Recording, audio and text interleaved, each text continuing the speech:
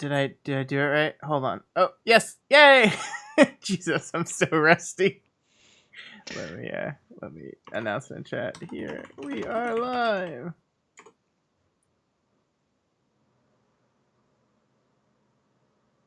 Hey Kippos, how's it going? We are so rusty. This is ridiculous.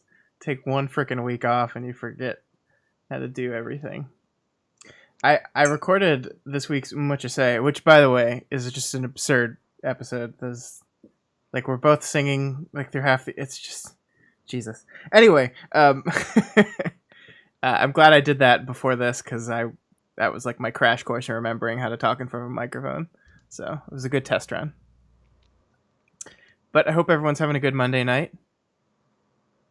Yeah, but it's just like it's especially absurd, guys. Like. It's especially absurd. There's a lot of singing. How's it going, Matt?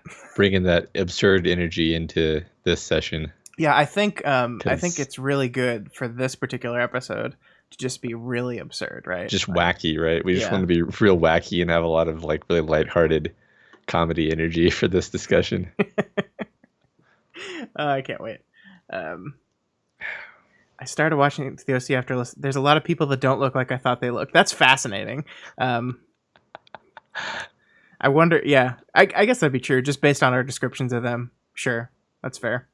I wish I could like put like audio into the episodes. Maybe I'll start doing that when I have more time to edit. But as it is, I'm editing like at 11 o'clock at night, and I just want to get it done. So it's a great show. I like unironically love the show. It's great. Oh, that's interesting. I guess we never specifically said Summer was a brunette. Yeah. She does certainly act like the typical dumb blonde, doesn't she? All right. Anyway, let's do this show. All right. Shall I record? Is that a step that we need to do? Yes. Press that button. We haven't evolved past the point of needing to click things to record. No, it's not an automatic recording device. No. Okay. All right. Although, I mean, technically, we could just have it set up to start recording the minute we connect to Skype. But then we'd have to filter through all this nonsense I just talked about, and it'd be. Oh, I wouldn't trust that either. I only trust something that has a red button that I can click and then watch. And then watch intently the entire time just to make sure it doesn't stop at all. Now I have a second monitor, and I'm just putting Audition on that entire second monitor so I can just make sure that it's still moving. Yeah, that's exactly what I do. Yes, Seth is creepy. Yes. Hey, Sarah Grau. Hey, Sarah. All right, let's do this. Let's do Moment of Silence. I almost said Moment of Silence for Amy Soul, but then I thought that would make you laugh, and I stopped myself. So I deserve credit for that because that's how that works, right? Good. Holding back is very important. Yes, indeed. It is the only thing that matters, it turns out. All right, are you ready? God, I think so. We need to get serious. Yeah. Okay. All right. I'm good to go. This intro is not going to help with this whole getting serious thing. No. All right. Sorry, everyone. Yeah. Enjoy the show, everybody. We'll talk to you after. Let's go in 5, 4, 3, 2, 1. Hey, everybody. Welcome to We've Got Ward, a Doof Media podcast series where we expertly dissect and discuss Ward, Wildbow's return to the world of parahumans. My name is Matt Freeman, and it's not my fault the script isn't finished. I got this lackadaisical nature from my mom. I should get credit just for trying to work on the script. Sure, it's a half-ass effort, but everything is so much harder for me because reasons. And I'm Scott Daly, and you're a good person, Matt. Thank you for being fair to me.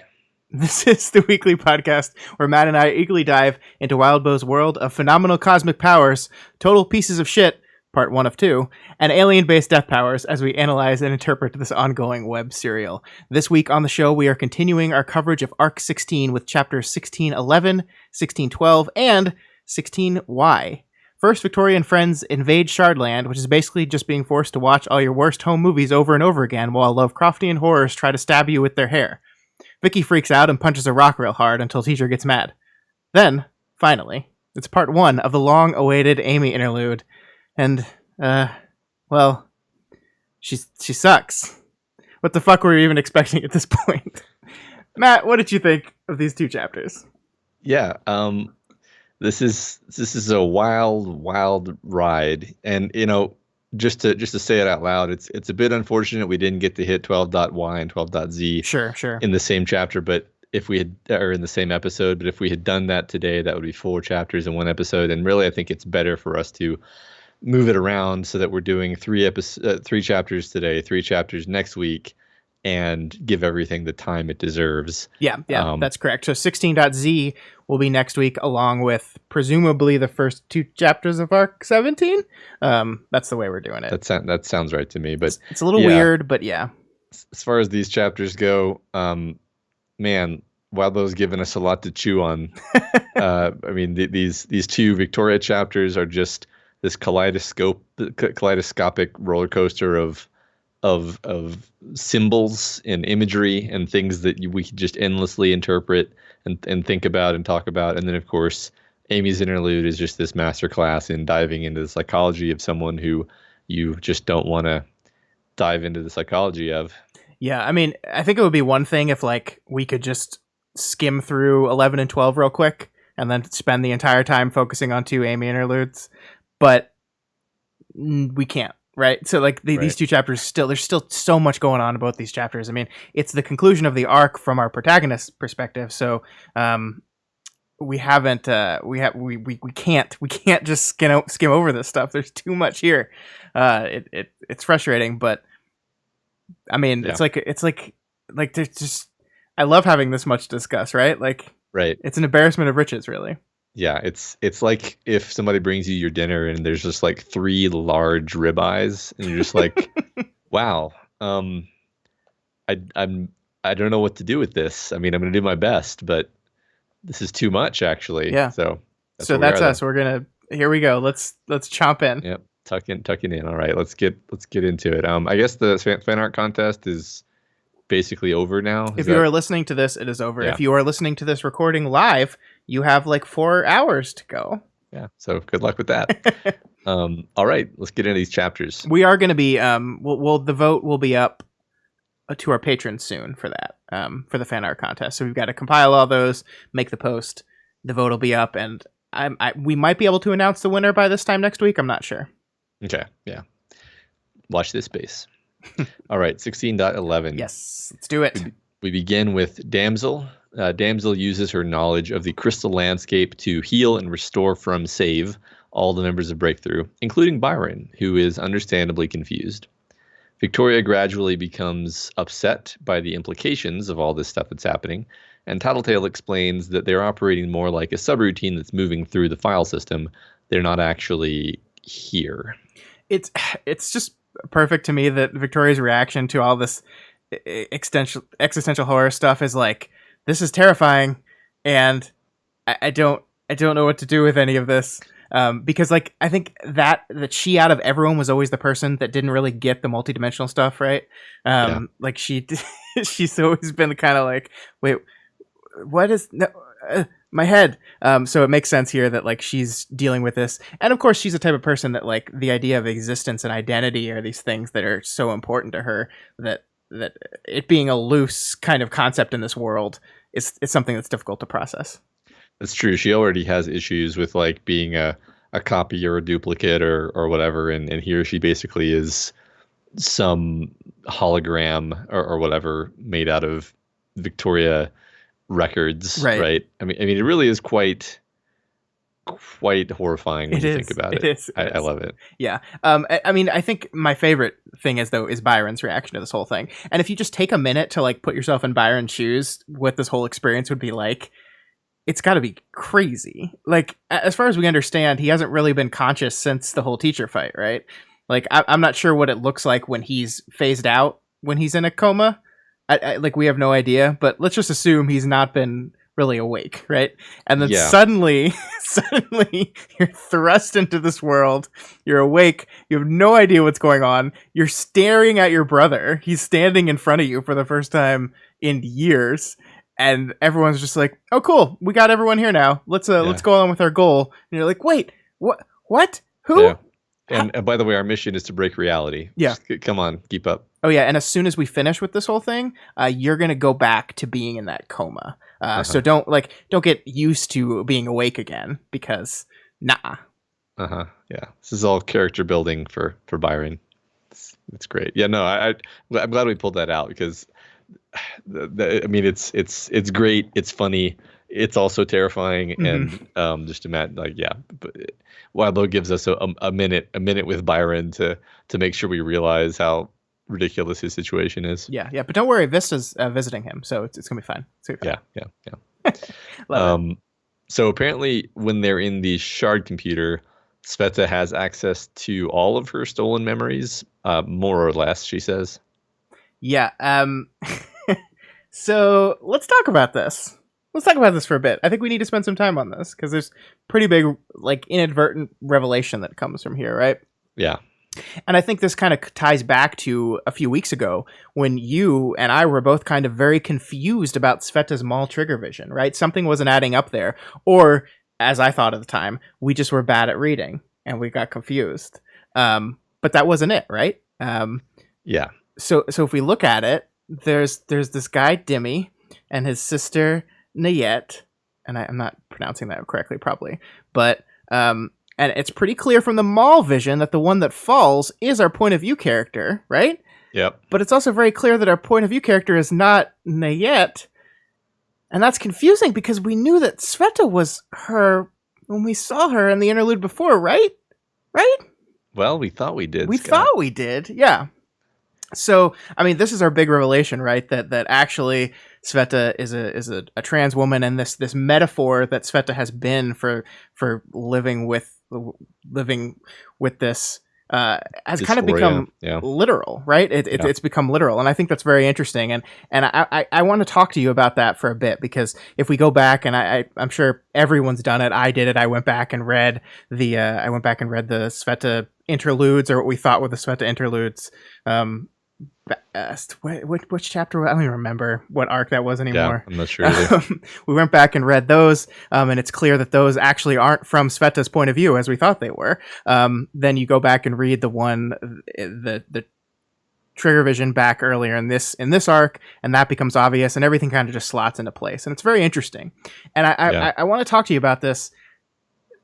I love it. It's an interesting, fun idea, and I love this idea that Wildbow has kind of been doing throughout these stories, is taking this thing that is to us so clearly a metaphor, right? Like, Sveta to me was so clearly a metaphor for the trans experience, and he's now taken that and made it, no, it's not a metaphor anymore. This is literal. This is what Sveta was going through. This is why this was so important to her, and this is why she's feels so content in this body she has now.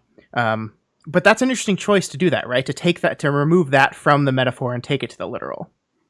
Yeah, I mean, there's a lot to go into, right? Because, like, once that all kind of clicked together for me, I was like, okay, well then other things began to make sense, like why she has this tentacle body. It's a manifestation of her extreme discomfort with the body she was born with. It was almost like her power was like, oh, you don't like your body? Yeah. Here, I help. Yeah, exactly. And gave her a tentacle body, and like that. So that's all stuff where it's like, wow, that works even better. And it connects more pieces together. Before we move on from something you just mentioned, like the idea that the interlude, I'm still a little bit up in the air as to whether that is an interlude from Nayet's perspective and we're just watching Dimmy, or whether that is just an interlude from a floaty pseudo third person perspective, because there's actually very little in that chapter. There's not zero, but there's very little that actually anchors you to Nayet's point of view. So it could just be that Wildbow was playing a trick on us the whole time. I'm not 100% sure of that, because there is some evidence that it's Nayet's point of view, but it's not certain. Yeah. Yeah, I agree.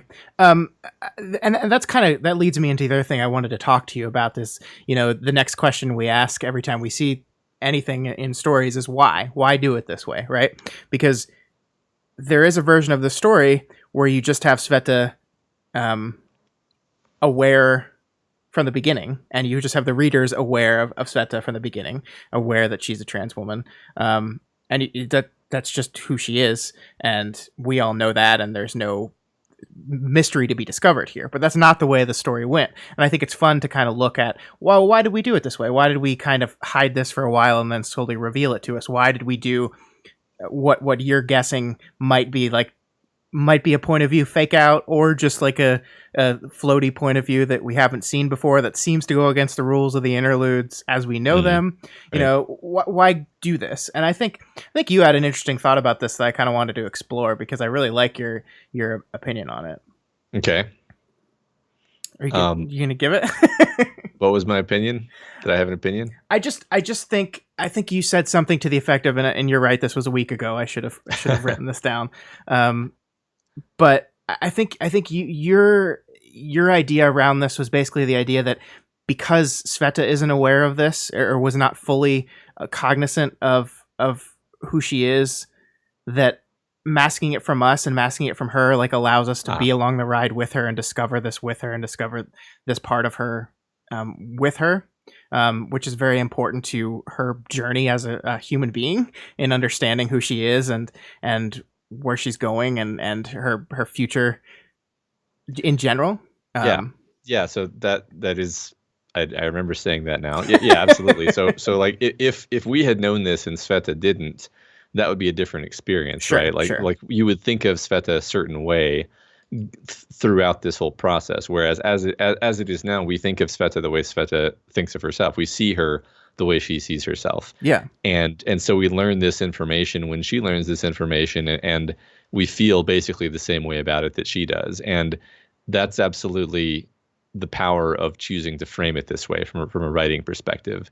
And that was the thing that kind of clicked for me and made me think, okay, well, if there was one reason, there's probably more than one reason. Wildbow's always doing multiple things at once, but if there's one reason, I think it has something to do with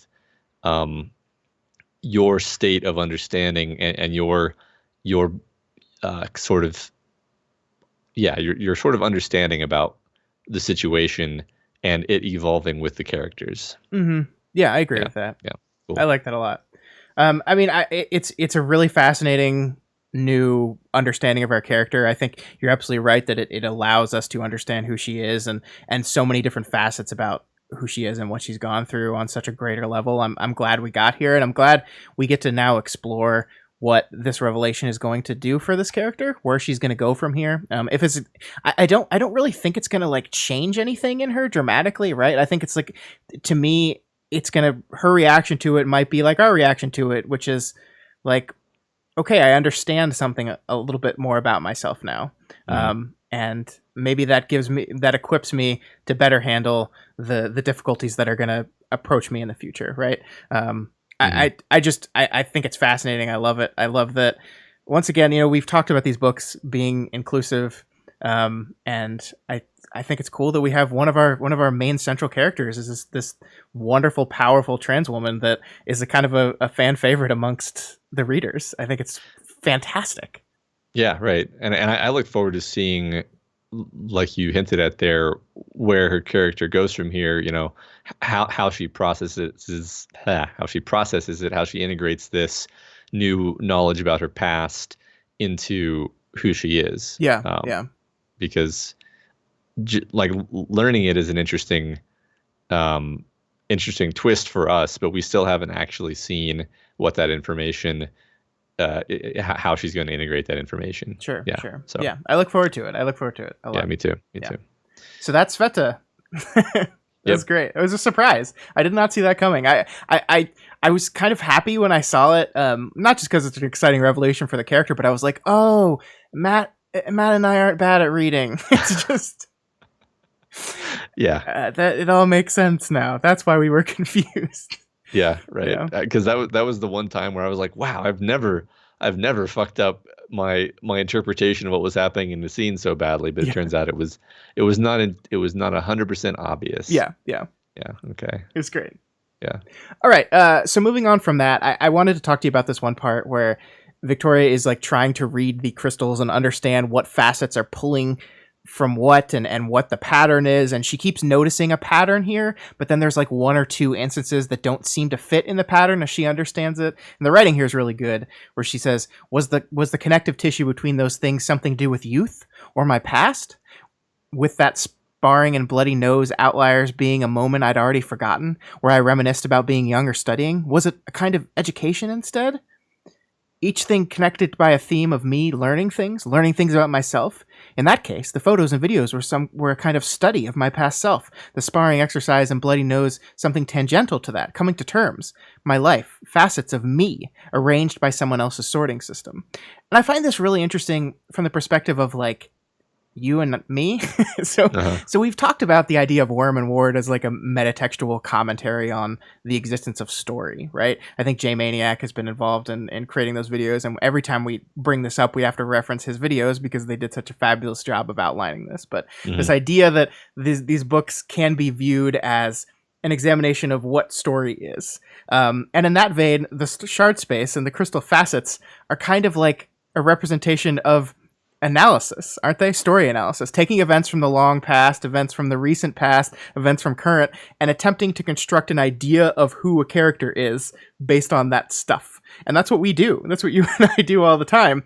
And things don't always line up, right? Like there's something that doesn't quite fit our pattern, but kind of fits it, and we kind of sometimes try to shove it in there. Yeah. It also made me think, like, what would the character react to our analysis, right? Like, if Victoria was reading what we wrote about her or what we said about her, would she feel the same way? Would she be like, "Huh, this is interesting because like this is kind of me, but this thing doesn't make sense." Like, would that same reaction happen? I don't know. I think it's just fascinating from a metatextual perspective. Absolutely. Yeah. I mean, I'm glad you said that, and then I from there say the crystal shard world is the subreddit. And every the sections they move between that serve different functions are all different threads where someone has posted and said, "This is my interpretation of what's going on here," and then other people comment and add their notes on that particular facet of the story, and then. So as they stumble through this landscape, they're seeing a bunch of different lenses, refracting one particular element of the story, of what's happening in, the real world, which is the story, the text rather than the metatext. Yeah. Yeah, I'm in love with this interpretation now. It's really great, isn't it? I really like it. Yeah, I'm wondering how far we can push it as we go. Oh, let's do it. Let's do it. Let's just push it as far as we can go. All the way. Yeah, that's fun. Yeah. So I just love this bit where she sees herself wishing, blowing out her birthday candle, and the text says, "I wish I was a superhero. I knew the wish because I'd made the same one every year." Oh my God. It's like great. It's so great. And like, we have to talk about like from a high level perspective, what these chapters are doing, right? Because we're basically taking our characters and we're throwing them in.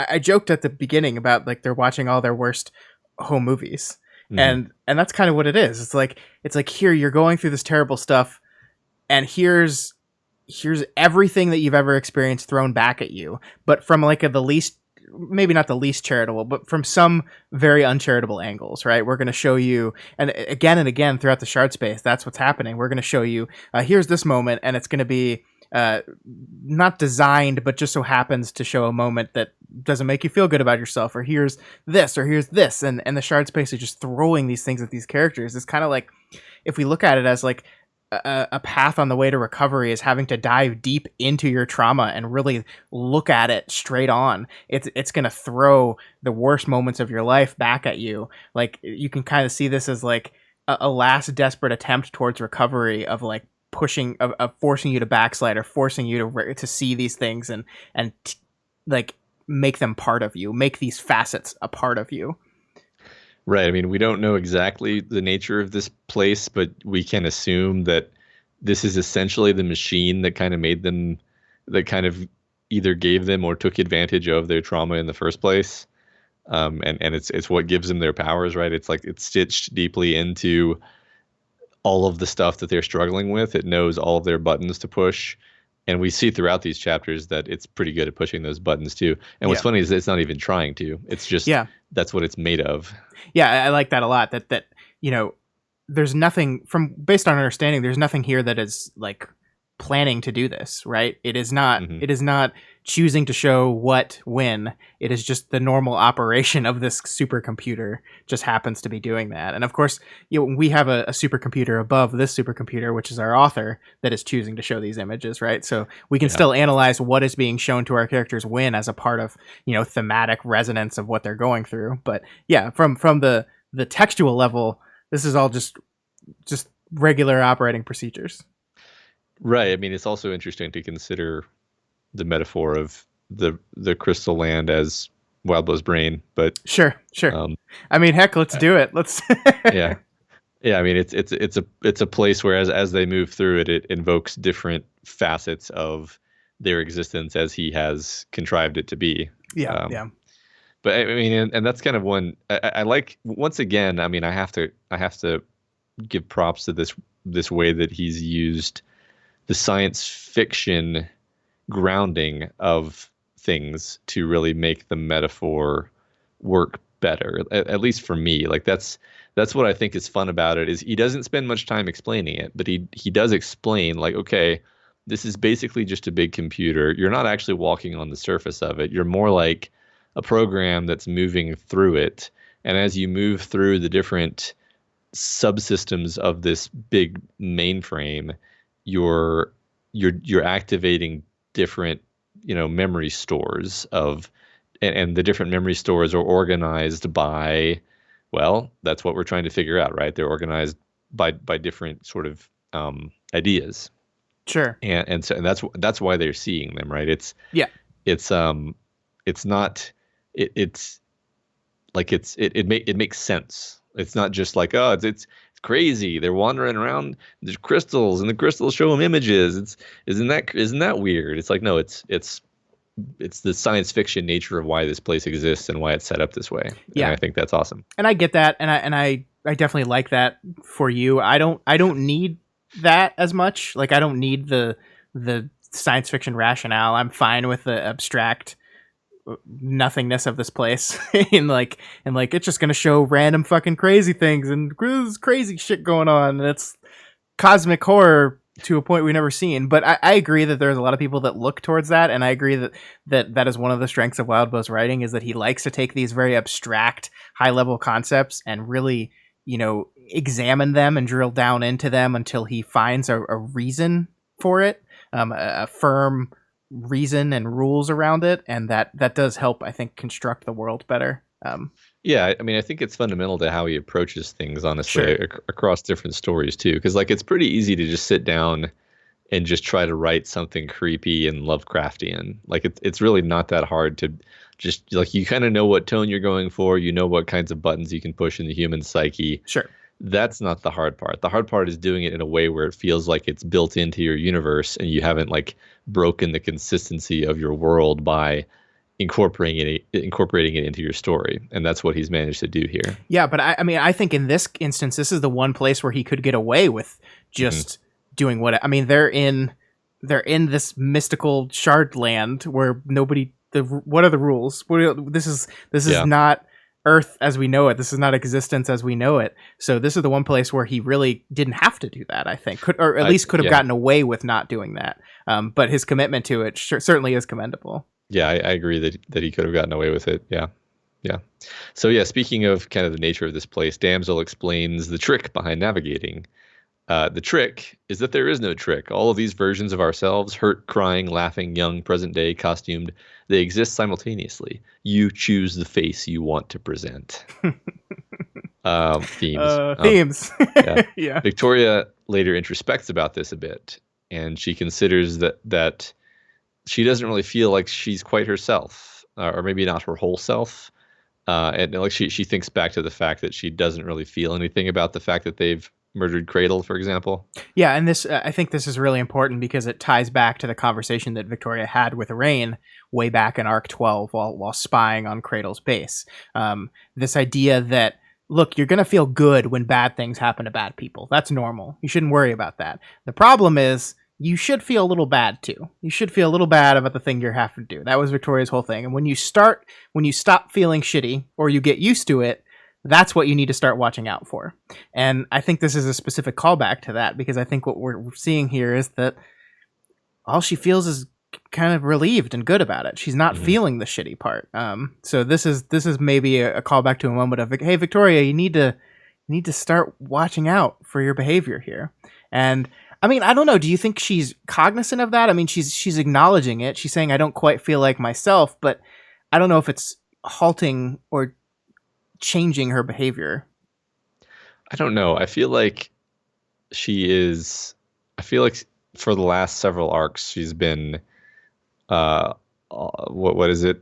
Over her skids. I'm not sure what the right expression is, but like, just because she notices these things, I've sort of lost my, trust that means she's going to sit back and fix that problem. Yeah. I mean, I think by the end of the next chapter, we're going to see that, like, I mean, that the end of chapter 12 is her like just charging forward recklessly into nothing she understands, and not hesitating at all. Right. So I mean, I think you're right. In the next chapter, there's all this like dark, anxious, panicky emotion that she doesn't understand, and she's not really able to get a handle on it at any point. We'll talk about that when we get there, though. Sure.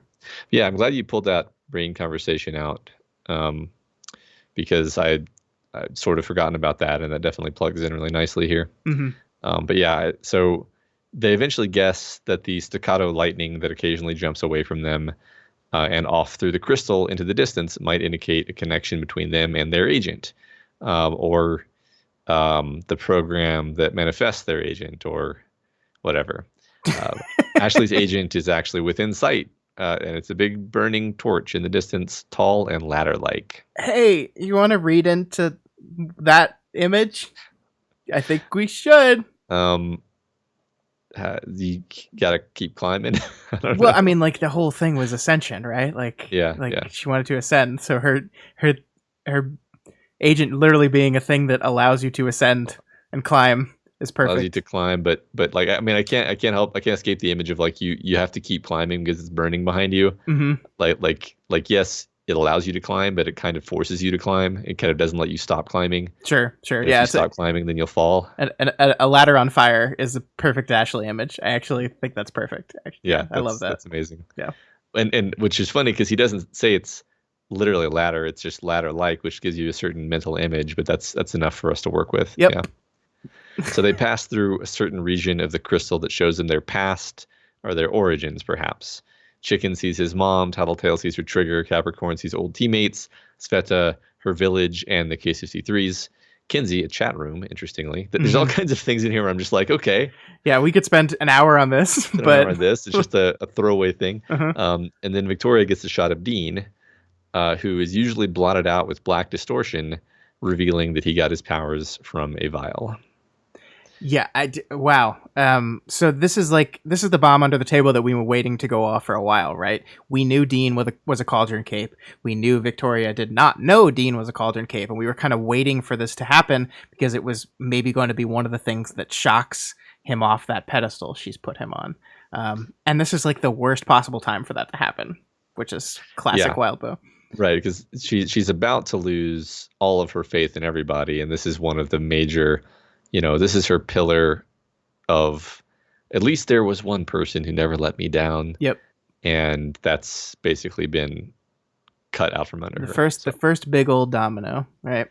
Yeah. And later in the chapter, she'll say, why did the list of people I could absolutely trust or look on with fondness seem to grow so short, especially when those people went and died on me?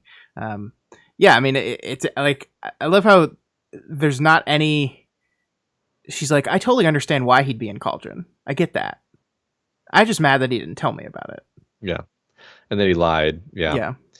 Which, I mean, yeah, it's understandable that she'd be hurt, right? Sure. Absolutely. It's also like, I don't know. It's It's that's a whole complicated I like thing I there, like I like the implication that he had to make up a trigger event, right? and therefore like that's like almost the worst betrayal he could have done there, because he made up a trauma Yeah, and and told it to her. And that's like, and I get this idea that like you're kind of like a poser, right? Like you're in a group of people who have gone through some of the worst trauma ever, and you make up your own story. I watched a movie at the festival I was at the last weekend where this guy was joining a support group for people who like had something messed up happen to their face, and he like taped his face and then hid it behind cloth to make his face look messed up so he could be in the group. And it was this like horrible betrayal of the confidence and the care of all these people. And that's kind of a similar thing if you're making up a trigger event and saying, here's this really really bad thing that happened to me, that's why I'm in your club now, right? hmm It's yeah. I mean, interesting. it is interesting. I mean, so I like that it's not just it's not the fact of the lie, it's the possibility of the lie, which makes it even worse somehow because she she doesn't think, um, oh, he definitely made up his trigger event. She thinks something like, now I couldn't even know if that had really happened, because it's Right. possible that the story he told really happened. Right. That just wasn't his trigger event. Yeah, and I think That there's was just something. I think yeah, something we see from Cauldron Capes in general is just because they didn't have a trigger event in the traditional sense doesn't mean that they didn't have a life filled with trauma, right? yeah, She is jumping to a lot of conclusions here. right. But And the thing that surprised me is like she immediately goes to it, right? Like she yeah, sees Dean, and before we've even realized what the kind of graying out shadowiness means, she's already caught up to it and is like, how come you didn't tell me? It's happened so fast. yeah, right. The text basically doesn't actually tell us what she saw. She just kind of knows it. Hmm. That almost makes me wonder if it's meant to just be like, this is just the abstract knowledge of this fact beaming into Victoria's brain. It doesn't really matter what she sees. Yeah, I mean, we have to. Yeah, we have to. Every one of these images is based on an interpretation and understanding, and we'll get into that even more when it starts literally being images that are created by Tattletale's shard. Right. But Yeah. yeah, I mean, I think there is a certain extent to where this is a reflection of how we view something, not necessarily a reflection of Yeah. it as absolute fact. Yeah. But Um, just to close off that thought, like he's gone. She'll never get closure on this. She'll never know if he was communicating some earnest, painful thing that happened to him or just completely bullshitting. yeah, And that's like worse than if she did know that he was bullshitting. yeah. Yeah, So, you're right. I mean, that's what death really serves as, is a lack of connection, a lack of being able to get that kind of closure, right? yeah. Yeah. So before we move on from this, there is something that really jumped out at me, because there's so much going on in the detail of all these visions that are happening, to the point where we can't point them all out. But I did want to point out the ones that really struck me as very, very interesting, because as we're seeing these images of Dean, we're also flashing back and forth to these images of her uncle, her aunt, and their kids. And we'll talk about Uncle Neil a little bit more in the next chapter, Matt. But we see that Crystal is with them in each of these images, except, well, she kind of is, because in the first one we see then Eric and Sarah and Uncle Neil with Crystal out of focus, and then once again we flash back to them and they're at like a pool party, and Crystal is at the pool too, but only visible as shadows as she swam underwater. So in both these instances where she's seeing images of Crystal, she doesn't really see Crystal. And I haven't like come to a conclusion about this, but I think this is one of those things that jumps out at you as like subtly drawing our attention to this thing as a payoff that's going to come later. I don't know for what reason, but it really jumped out at me, especially on my second read. Yes, I think this is one of those things where it got my wheels turning, thinking about how early in the story Crystal came into play as a character, and like that to me is always a little bit of a certain kind of foreshadowing. Like if you're going to have someone become important surprisingly, then it helps if they were at least there from the beginning. Sure. And I like that, we've seen Wildbow loves to play with light imagery, and I like the idea that she's out of focus in one, she's underwater in one. It was like these are both different, interesting ways of portraying like distortion, visual Sure. light distortion. And yeah, I don't know what it means. I have no idea what it means, but I do agree with you that it probably means something. And it might like The most kind of bombshell thing it could mean would just be like, oh, like she didn't have her powers yet in these images, and it doesn't really care about people who don't have powers. Yeah, that could be. That could be it. I kind of think Mhm. it's more than that, but that could be it. Sure. Yeah. So cool. The crystal stuff is interesting. Yeah. Though. Let's pay attention to that, because I think that is going to come back in some way in the future. Yeah. So we also revisit Ashley's past.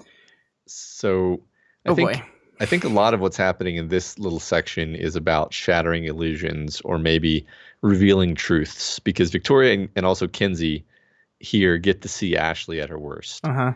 And Damsel makes sure to clarify that although she knows now that Jay was indeed the Jewel of Boston, a villain working for Accord, at the time she did not. At the time, she just thought he was a boy that she was maybe in love with, and killed him.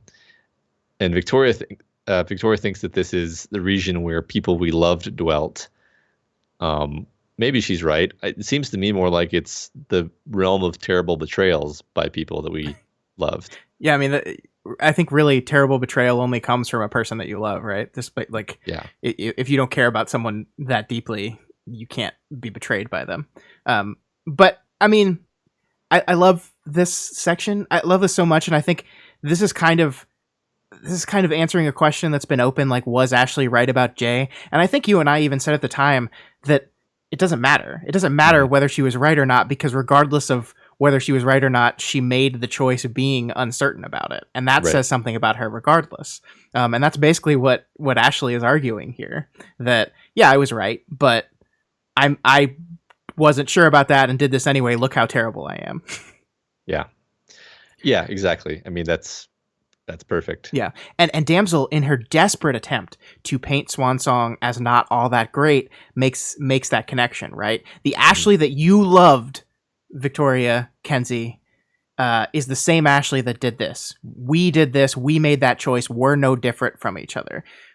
Like, which of course is technically true, right? Like, Swansong is the same person that made that choice, but that doesn't matter, like, because she's grown beyond that. Like, that's the difference between Damsel and Swansong, between Rain and Cradle, and in some ways even between Victoria and Amy. It's not what you did, it's what you do now. And I think Jessica makes that explicit in the first of our two Amy chapters, right? That that what matters is how you take that information and how you grow and change as a person. You can sit here and try to say that the Ashley that you liked was this person, but you can't convince Kenzie that Swansong is a piece of shit now because of a thing she did then. Like, she ascended from that person. She is not that same person. She has grown beyond that person. And Damsel knows that. And so, like, to me, this whole thing, like, rang hollow. It's like, it's not working. It's not working, Damsel. Yeah, this is one of the many points where in these chapters, Damsel's trying to poke at them and is not getting the reaction that she wants. Yeah. And right here, like, it's definitely sad for Kenzie to see, but she kind of knew about this already. Maybe not in the full details of it, but it isn't enough to really kind of destroy her faith in Swansong. Yeah, which is what Damsel wants it to do. Well, and the interesting thing about, I think that is definitely what Damsel is trying to do. But there's another interpretation on this that I kind of like, because as much as this is her trying to connect Swansong back to that terrible version of herself to prove how terrible she is, how much of this is also Damsel desperately trying to prove that she is the same person as Swansong, to prove that she is worthy because she is that same person, because we have the same past, right? I love that too. Like, this desperate attempt to link them, not to bring down Swansong, but to try to elevate herself. I think that's really interesting. Yeah, I like that. I like that idea. That's great. Yeah. So there's just, I just like this quick part here where, like, Damsel has just done her worst to Kenzie, and Kenzie's response is, "I think you're great, Damsel. You're stylish and beautiful and intimidating and badass and awesome, and you're a kick-ass villain who's only going to kick more ass as time goes on." And Damsel asked. "That's all," Kenzie said as she smiled at Damsel. Damsel, for her part, smiled back. "And here I thought you'd be clever." I love this because as Victoria points out immediately, she is being clever. She just played you. She just absolutely played you, and you fell right into it. It's perfect. Yeah, it's a really great moment. I mean, it's also cool because it shows Victoria does not have to step in here. Yeah, I mean, yeah, you're right. maybe she steps in the sense that she's present, but Kenzie handles this like very easily and deftly. She knows Ashley well enough that she just knows she can get away. She can just diffuse the situation this easily. Yeah, I think you're And right. I didn't think of that's that way, cool. but that is a point for Kenzie, is just being able to do that. She's smart, capable, and she is clever, and she knows that Victoria Damsel is seeing through Victoria's attempts to placate her, but coming from Kenzie, it has a different meaning, a different power to it, and it works immediately. That's true because Victoria is less like Victoria is a little bit too. She doesn't have exactly the right approach. Mm-hmm. There's a few times in this chapter there's a few times in this arc actually where Damsel is like, you're buttering me up, and like she's aware that Victoria's buttering her up. Yeah. Somehow the way Kenzie does it just comes off as earnest. Well, because I think it kind of is. Like, I think I don't think she's lying here. Right. I don't think anything Kenzie just said is nothing she doesn't believe, but she's doing it with purpose. She's doing it. She has a plan behind it. I think that's it. Yeah. So Victoria experiments with getting more in tune with the landscape. She makes her way to an incline that overlooks a white crack in the landscape being worked on by teacher's thralls and 3 agents, working to prompt a cascade of connections. Man, I love this. Like, we've been talking so much about connection and, community throughout this entire book.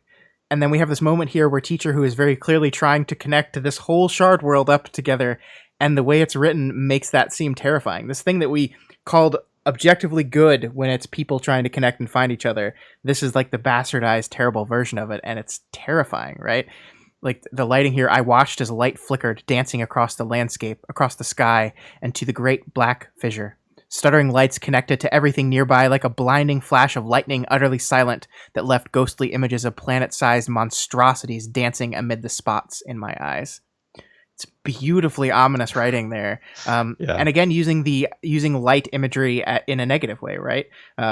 Something we normally see as positive is kind of turned on its head here. This is blinding light. It's overpowering light. It's beautiful in its horror. I love it. Right, and the light is literally communication between alien monsters. Yes, that's great. You took it. Yeah, that's perfect. I like that. Yeah. All right, moving on to 16.12.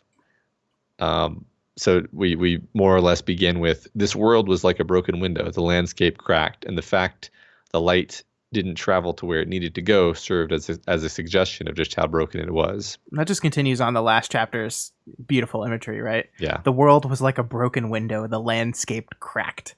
It's poetic. I love it. Yeah. I mean, we did basically just say this, but this idea that we've played with light imagery so much here, and yet again we have this refractive, basically light conductive crystal substrate that the light is moving through. Yep. And it's red, of course, which we've mentioned many times, but got our color game going still. Absolutely. The Tattletale observes that the light travels from the thralls into the distance, which suggests where teacher might be located. The team can't get over there, though. The crystal landscape is shattered, and that means they can't get between places physically. As programs themselves, they can't travel between disconnected regions of the substrate. Sure. That's my take anyway. Computers. Bleep, bleep, bloop, bloop. Yes. From a purely structural writing standpoint, I really appreciate what the book is doing here early in this chapter. One of the things I was worried about, and I think I mentioned it last week, was that these chapters would get so abstract and enormous that they would start to maybe feel aimless, like you kind of lose the thread a little bit here. But this is the beginning of our final chapter, non-interlude chapter of this arc, and Wildbow sets the goal clearly here. We think teacher's over there, we want to get over there, but we can't get over there, so now we've got to do something that gets us over there. Like, this is these chapters are huge and cosmic and almost beyond comprehension, but here we've refocused the plot, right? We've gone down to just plot momentum is like goal, solutions, go. And so we can do all this deeper thematic meaning and cosmic horror stuff on top of our main thrusts forward into accomplishing goal. And I think it's a great way to recenter yourself into the final chapter where things are about to get like really weird. It's really good. I like it. Yeah, right. I mean, it's interesting. I think Wildbow knows when he needs to keep things simple, right? And we're keeping things with all of the craziness that's surrounding this. We're actually keeping it pretty simple. We need to find teacher. Okay, we have some clue as to where teacher is. How are we going to go about that? And then they begin to, think through the problem solving element of it. Yeah, yeah. So yeah, Victoria begins to be overwhelmed by frustration and an uncharacteristic panic, a feeling of paralysis. She considers why this could be happening, and she decides that it's internal. It's coming from her.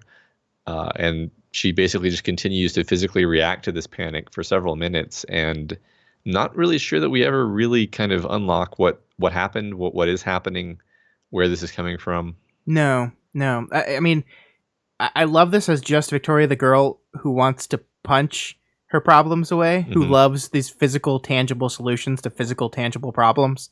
And the situation she's in has none of those by design. Like, this isn't real, right? This is a construct. So, like, the odds that you're going to be able to punch your way out of this problem, which actually, by the end of it, she literally does that. But right.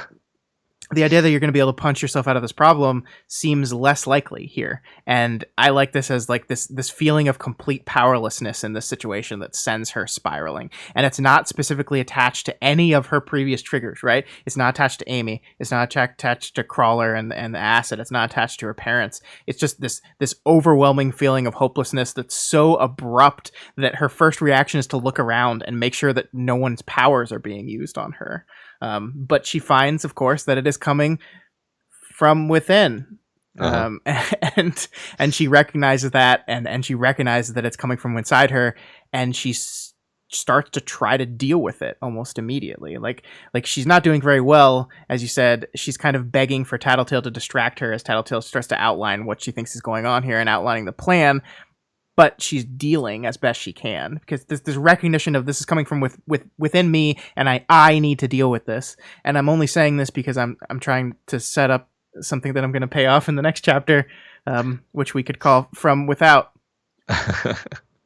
Yeah, I like that. I that was kind of my only guess as to what was going on with her, was like she's finally feeling the frustration of not having her powers and being in a situation where she needs them.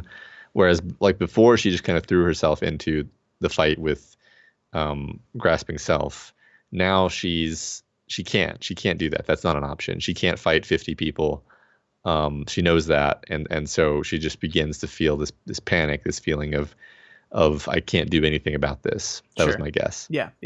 But literal and metaphorical powerlessness are adding up. I like that. Yeah. And then Tattletale says, I'm just going to read this.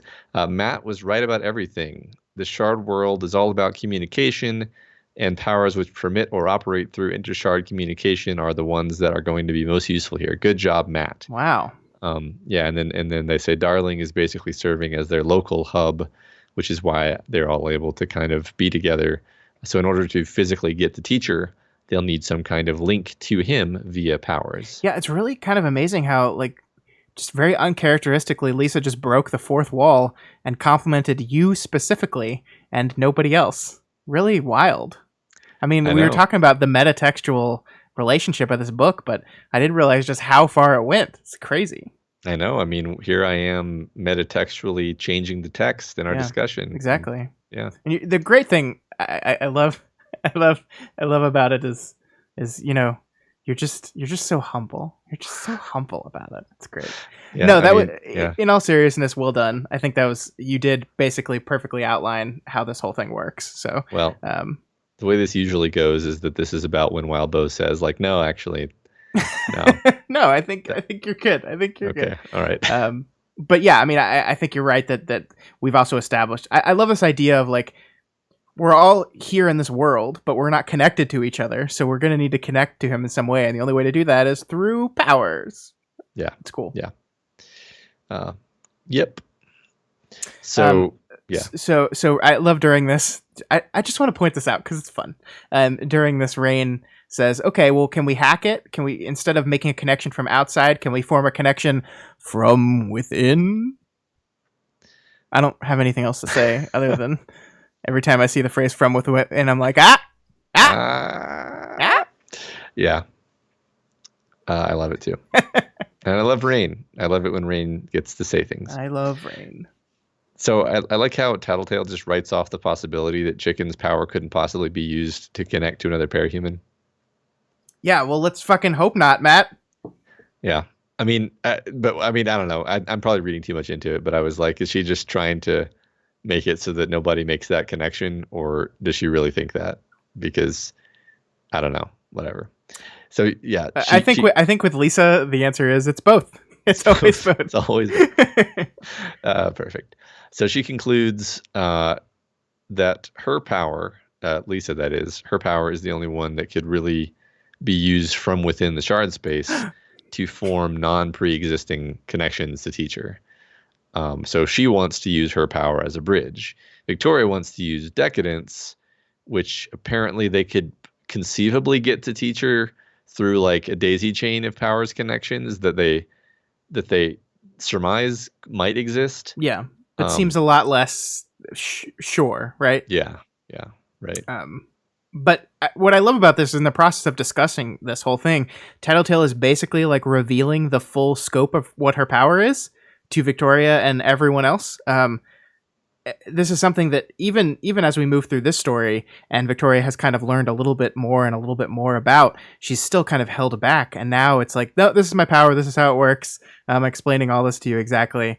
I think this is interesting because I think this is a reflection maybe of how worried and kind of desperate Lisa is feeling in this moment, that she's done caring about that kind of stuff, that this is life or death.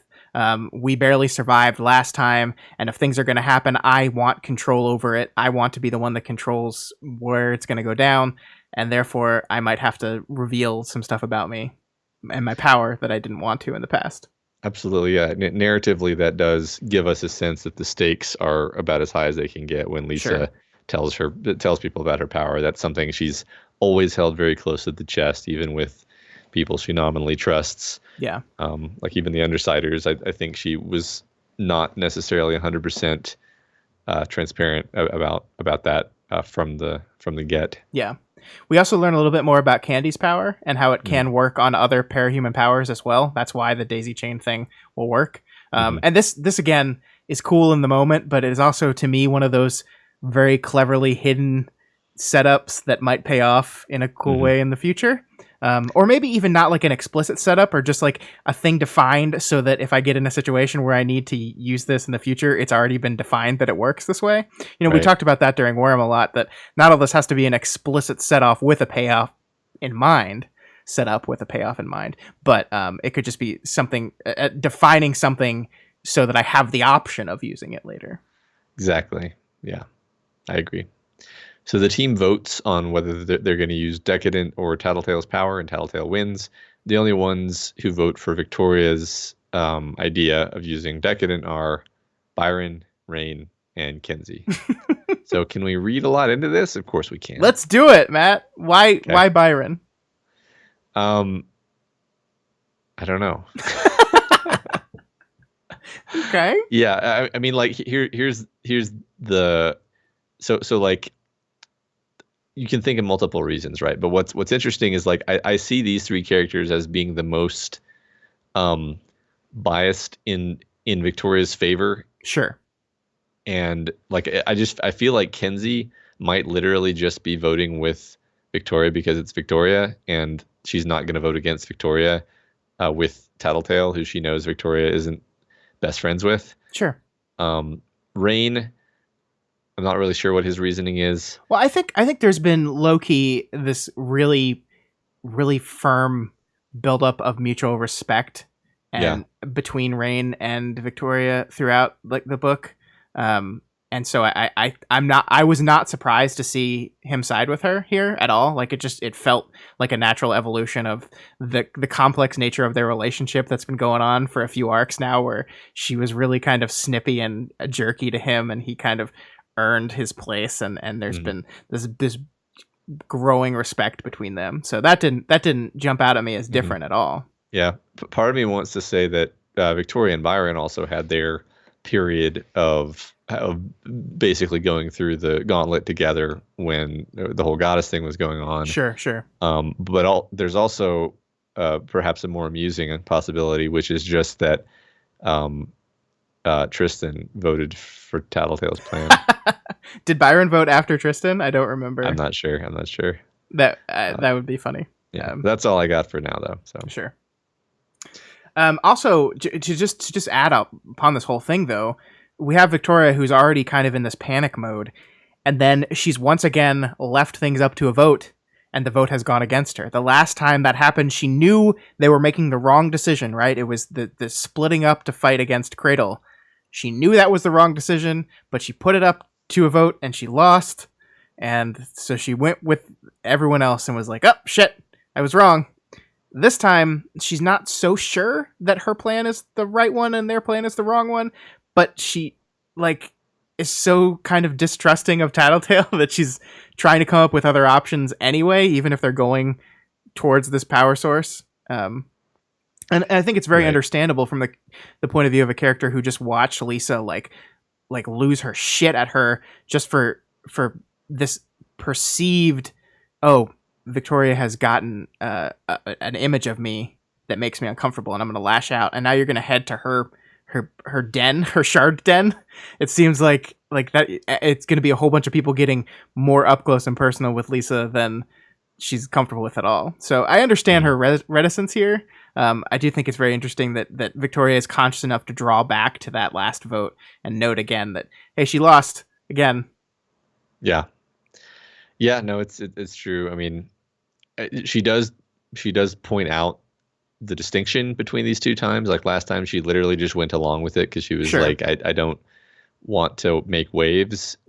Here, I don't think she's just going along with it. I think she's just like, well, I have my reservations, but it's a vote. Yeah, I mean, she's planning other options, right? She's like, all right, I'm going to go along with this, but I'm going to be thinking of other solutions. Yeah. And she immediately starts trying to talk to Damsel to be like, all right, help me figure this out. Yeah, that's true. Yeah. So yeah, that's right. She's talking to Damsel. They're digging through a deeper understanding of the nature of this place, and really she understands it pretty well. She's the one who actually makes this connection for us between what's going on now and the conversations surrounding March, where March was talking about oh yeah, it's great, super cool. We die and then we get to go to the red crystal world, which she glimpsed in her interlude, but she has a completely wrong impression of it. And Swansong here is saying, yeah, you die, you go here, but it sucks. She says Swansong's. She's saying if you die now that Scion is dead, your afterlife sucks balls. And of course Kinsey puts the dots together and says Swansong's death is worse than it was before. Who cares? Damsel asked. Me, duh. Kinsey said. All of us. You. and then her response is to angrily march ahead faster. She shakes her head and picks up her pace and the obvious fuck you're right admission ever. I love here that Kenzie has just got her number. She really does. She's just she was close enough to Swansong that she and this version of Ashley is a different person than Swansong is, but she just has her pegged and she's not putting up with her bullshit. She's like, you obviously you care. Yeah. First of all, this obviously matters not just because you care about Swansong, but it means when you die, your death is going to be worse too. Obviously you care. Yeah, right. Exactly. And not setting aside the fact that they live together for a long period of time. Yeah. Yeah. Doesn't this mean that anyone who dies from now on, this is going to happen? This is any cape that dies? This is your future? That was my assumption. Yeah, so obviously everyone cares. Yeah, right. Yeah. So they make their way into thickets of crystal now, and it's dark. It's described as being darker than I was imagining, actually. Yeah, they're tripping over crystal. Yeah, they're almost, yeah, right, exactly. And they frequently, they almost run over stuff. They stumble. So then they stumble across another agent, a big one with spikes radiating from her head to infinity, and empty eye sockets. We'll Cool. call this one Miss Spiky Head. Sounds good. Is there any guess? Do you have any fun guess on who Miss Spiky Head might belong to? Like what cape this agent goes to? Does it even work that way? I don't fucking know, man. I don't know. I like my first thought was like, is it ingenue? And then I was like trying to put that together, and I was like, no, I can't really make that work. But because what it's described as being able to do is so like native to the Shardscape. It's like, yeah, I mean, it could be ingenue, but I don't know. I don't know. I don't really think so, honestly. I don't know if there's enough there to actually make a conclusion. I just want to have some fun with it. Ingenue is a good guess. Let's say that. So Tattletale's agent is also present, and it looks like a pair of linked cones endlessly rotating. I'm put in mind of a disk drive. Yeah, can we just, like, this is one of those moments where I just want to read the text, like, because it's wonderful. Yeah. I look over and I can see that past the tear in the landscape, Tattletale's agent was an extension of the landscape, built almost like a cone poised on another cone, except it was a person's body in a toga-cut dress, twisting and rotating in jerks, like every movement snapped its own spine. It had an abstract, eyeless, mouthless head bearing a full head of thick cords that could have been wires that trailed down to the crystal below it. Each jerky rotation suggested a different number of arms as she interacted with the forest around her, bringing up images just by facing each crystal. Each image that was brought up sparked off transmission for elsewhere. And I could see it now that we were closer. There were more small, almost imperceptible sparks traveling from each spike to elsewhere. It was barely visible, but with 1,000 spikes all together. And then it just kind of zones out at the majesty of it all. I just like, it's like this abstract, cosmic, terrible thing that also like makes perfect description sense for what Tattletale's power is and how it works. Like the literal manifestation of how Tattletale's power works here, which is like the thing is creating crystals and then using those crystals to reflect things, is like a perfect way to visualize what her power does. Like, I love it. I was just like, I read this and I was like, of course, that makes perfect sense. I love it so much. Yeah, right. And it ends up being kind of utilitarian too, in the sense of narratively they're able to interact with it in this space in a way that's very dramatic. Like that's the cool thing, is that Tattletale's power in her head is kind of an internal monologue, kind of an intrusive monologue. But here we're doing it in this visual milieu, and I think that works really well for what it plugs in really well with everything that's been going on in these chapters. There's this really fun, progression over the course of these two or three chapters as they learn more about the nature of the images they're seeing in the shard faces, and you go from just kind of being acquainted with it to this is like an oracle. It can answer your questions, and pretty much everything it's going to show you is going to suck, just like everything up till now has sucked. But this is going to be even worse. Yeah, absolutely, because it lies, or does it? Or does it? Right, right. Yeah.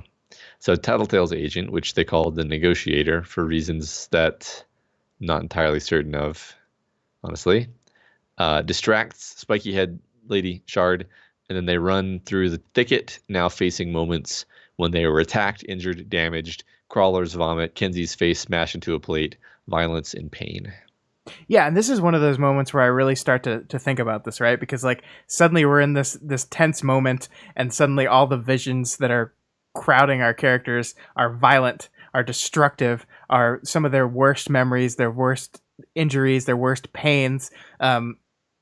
It's it's brutal, and like I'm not clear. Is the shards they're running through now, like specifically Tattletale shards, making them see this, or is this just the sect of shard space they're in happens to be the violent pain section of shard space? I think it's the latter, right? Yeah, the latter was my assumption. I feel like we're just being like different parts of the space are just dedicated to different terrible things. Yeah, and this is the last section they get through before they get to Tattletale. Yeah, so, and I mean, isn't it thematically fitting that like the section that Tattletale's agent hangs out in is the violence and pain memories section of shard space? Sure. Like, I think that's wonderful. I love that a Yeah. lot. Yeah. That does make sense. Um, so Victoria speaks to give orders, and she realizes that the shards of crystal near the negotiator react to her by creating images. So she forms the connection to teacher by asking a question about him, but then she can't fucking stop herself from asking questions about all the people she cares about. Amelia Levere, Mark Dallin, Amy Dallin, Panacea, the Red Queen, Carol Dallin, Chris Ellman, and Jessica. Oh boy. Oh boy. So, I Yeah. mean, we have to talk about the fact that she names Amy 4 times Right. and with 4 different names. And I love that each time a different facet is shown to her, right? As it's a different interpretation, it's a different mask, it's a different personality that she's putting on. So we see a different version of Amy in all those. Yeah. And Right. I mean, we could go through those one by one. I don't want to because the Amy Dallin one is very extremely disturbing and I don't want to Right. talk about that. But I think just the general idea that like she can't help herself but look in on Amy is fascinating. Yeah. And all the facets of Amy, not just one, Right. not just Amy Right. Dallin, not just Amelia, all of them. Yeah. She almost compulsively keeps asking about Amy. She kind of can't get enough information about her. And it's really pretty irrelevant to what's going on right now. Absolutely. It's just her satisfying her. I mean, I don't know what the right word is. Her extremely deep anxiety about Amy. Yeah, but like, if you had the power, like that's the thing is like, if you had the ability to just ask a question and see an answer, as a person who, as Victoria states later in this chapter, she's a person who likes getting answers to questions. It must be really freaking hard to stop. And I think that's a reflection of like what it's like to have Tattletale's power day in and day out, right? Like you have this thing sitting and you know if you ask it a question, it's going to give you an answer. You know it will. How do you not? How do you stop yourself from asking it? Mm-hmm. Right, exactly. Yeah, I mean, and Tattletale addresses that explicitly in a second. Yeah. But yeah, just like you said, there's a lot of stuff here, but basically the gist of it is that all these pictures she sees are of people at their worst, or at least doing stuff that would hurt Victoria, like Uncle Neil nailing Carol 21 years ago. Mm-hmm. All lies, Tattletale unconvincingly assures her. So we talked. There was a lot of discussion about this in the Discord. I think in the subreddit too. See, I miss all this. I miss all this I fun know. talk. I know, but so like something that I kind of settled on is this idea that like it shows the first parts of things and then leaves you to fill in the worst possible interpretation of it. So Sure. like Uncle Nail nailing Carol 21 years ago.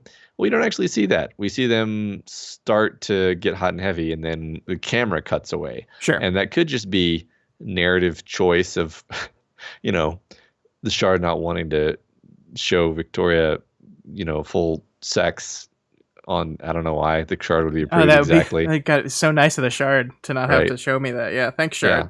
Thanks, but buddy. on the other hand, maybe that's all that happened. Sure. And so, and I mean, I think we're probably gonna get like a confirmation at some point. Maybe not though. Maybe not. I don't know. So anyway, I just like this idea that it's not necessarily even that it's lying. It's that it's showing you something and then leaving you to fill in the gaps. Yeah. And Victoria is filling in the gaps. We see her jumping to conclusions. Maybe they're the right conclusions, but she's absolutely extrapolating from what she's been shown.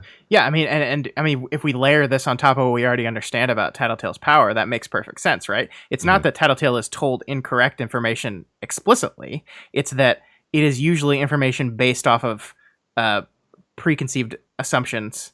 And then when you when you take information based off an assumption and then extrapolate off of that information, you lead yourself down a road where you could just be totally wrong. Mm-hmm. So I don't think it's right that she lies. I mean, I think we've been circling around this is Neil Victoria's father idea for a while now, right? We've had some very interesting little bits that seem to indicate that maybe that is so. There's a bit in the last chapter we didn't talk about where Chicken Little is looking at her mother.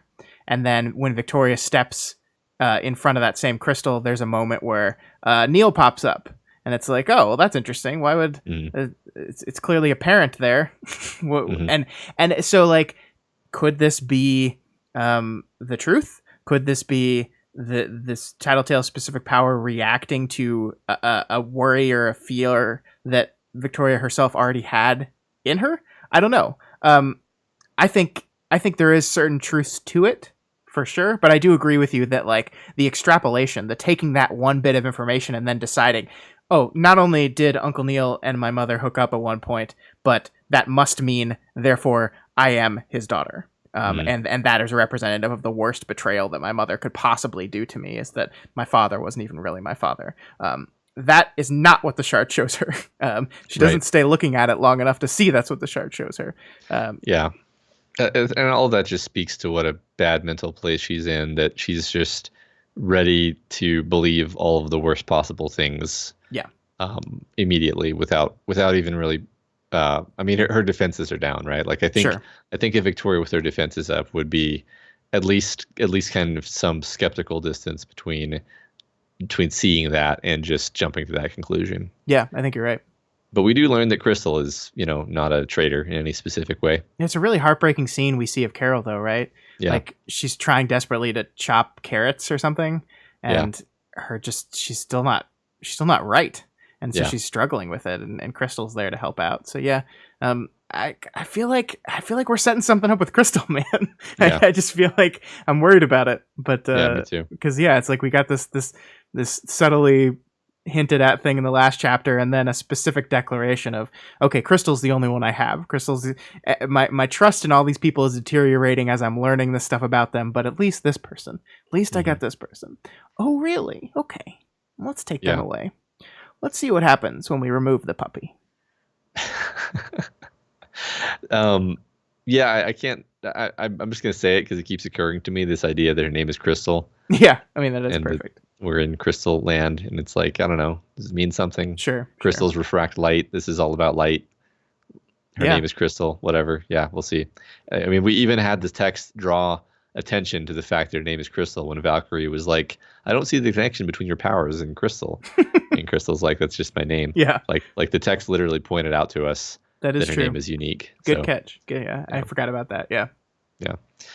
So now I'm just going to read a big chunk of Tattletale because I love this. I love the prose, or I love the writing. I love the pathos and the depth of this character, and her saying something that we've kind of been building to this whole story, where other people have been hinting that this is the way things are for her, but this is just her confessing it. You could ask it a million questions and understand everything. I bet there are less filters while we're in here, probably. Tattletale told me. I always thought of myself as an answer seeker, I said. Yeah, sure. Absolutely, Tattletale said, quiet. Here's the deal, though. By the time you're done asking a million questions, I guarantee you they're going to hate everyone and everything.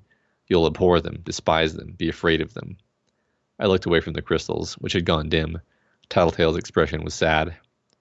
Sometimes you got to just pick a few promising runts out of the litter and just plug in that one big assumption, she told me. Start with the assumption that they're good people and build on that belief. Sometimes they step it up and live up to what you think of them. Love it. I mean, it's wonderful. Yeah. The thing I love about this is Lisa is not being argumentative. She's not being confrontational. She is being upfront and honest and real.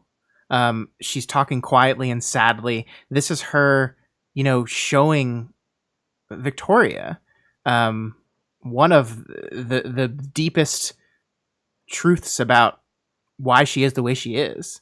And she's not doing it in a way that, like, she's just being vulnerable. She's being really vulnerable to her here, and not in a very Lisa kind of way. And I love it. I love that she's willing to do that with her. Yeah. Right. Yeah. I mean, I think that she has kind of swung the pendulum of her lashing out at Victoria a couple chapters ago has swung the other direction. She's realized that wasn't fair. I mean, I think she knew it wasn't fair even at the time, but she was emotional. And I don't know if this is exactly an attempt to make amends, but this is her having had some time to deal with being re-traumatized by seeing her trigger event, and her and Victoria have become close in their weird Yeah. head buddy way. And I think that she's ready to show some vulnerability to Victoria. So that's part of why I love this. Yeah, and you have to think that Tattletale can see the answers that Victoria is getting, right? And she's asking her questions, right? So I do like the idea of she's being kind here as kind of compensating for the immense cruelty she showed her a few chapters ago, but also just that maybe she understands her on a different level now too. Like this idea, she saw her trigger event and saw her as this person that just lost to the basketball game and that's all the bad thing that happened to you. But now she's seeing as Victoria is answering these questions, she's really seeing and maybe understanding the extent with which the terrible things she's gone through with people, and also seeing a kindred spirit of the type of person that feels it necessary to ask these questions when given the opportunity, and maybe is like, no, don't, trust me, this is not a route you want to go down, this is not something you want to do, this is not where you want to go, because it's only going to end in horribleness. And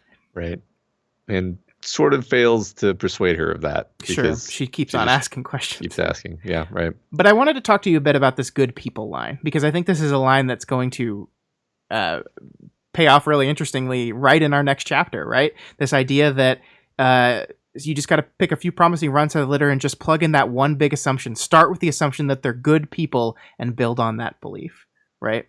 Mm-hmm. I think that's really interesting, and I think it's a really interesting reflection of these characters' definitions of how they define good people versus Amy's definition of that in the next chapter.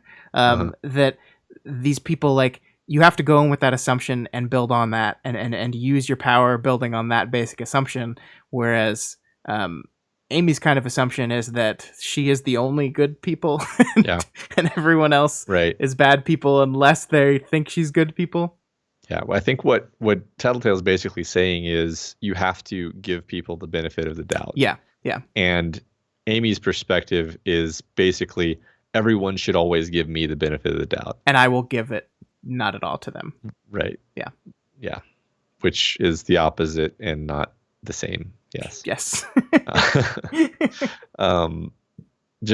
kind of an aside, one of the things that we apparently learned is that in one of the other ABCD whatever branches that Contessa gave them, Rain used his blades to break Teacher's portal and then he got killed. I guess that's just kind of are we supposed to take that at face value? I think probably yes. Probably, yeah, but she doesn't want to go too far down those paths because they could mess up what Contessa did. Yeah, right. And then my favorite topic, the Jessica attacking Bonesaw. Strangling Bonesaw child to death. Is Bonesaw dead? Are these images literal? And she thinks to herself, Bonesaw never came back. Jessica quit being a therapist. And so, like, this is kind of what I mean with the jumping to conclusions thing. Because what's funny is I went into the Discord after reading this chapter and I said a bunch of stuff and it was all premised on this idea that Bonesaw is dead. And some people were like, wait a minute, why are you assuming Bonesaw is dead? Like we saw her, like Valkyrie saw her after she kind of met them, after she found them. So like when would Jessica have had time to kill her? And I was like, oh wow, I just completely jumped to the conclusion that Jessica had killed her, which funnily enough, we don't even see Victoria explicitly make that connection, but I kind of assume that's what Bonesaw never came back meant. But anyway, then some people kind of pushed back on me and were like, how do we even know, like what if these images aren't literal? What if they're just conveying information and sentiment, but they're not actually meant to be like, this is what exactly happened? Yeah, sure. And I'm kind of like, I actually don't fully buy that. Like, I don't know why it would be that way.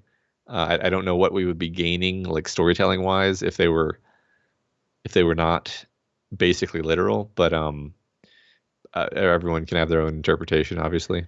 Yeah, I mean, I think it's kind of I wonder if this is like a chicken and egg situation here, because like these lines, Bonesaw never came back, Jessica quit being a therapist, these could be conclusions that you think about after you see the image, or these could be the things that you had in the back of your head that caused the image to appear, right? Mm-hmm. Like you were wondering about this already, and therefore when you ask Jessica, here's a thing that I extrapolate happened based on the knowledge you had, or the knowledge that was known.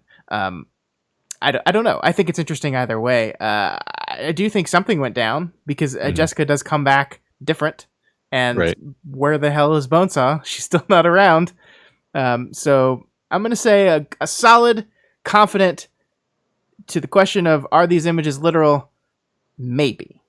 Right. I think that's the fun thing about this, is that it could go either way on pretty much all of these questions, right? Sure. Although one other thing I ended up kind of settling on was, like, if we end up learning unequivocally that Mark is Victoria's dad, then that will be a bit of that will make me immediately doubt all of these other things that we saw. Like, oh, okay, then I'm much less sure that Bonesaw is actually dead. Yeah, or at least doubt the extrapolation of it. Yeah. Like that. Yeah, like specifically Bonesaw dead, right? Because that is Right. something, that is the conclusion that she kind of reaches herself. We Yeah. don't literally see her die.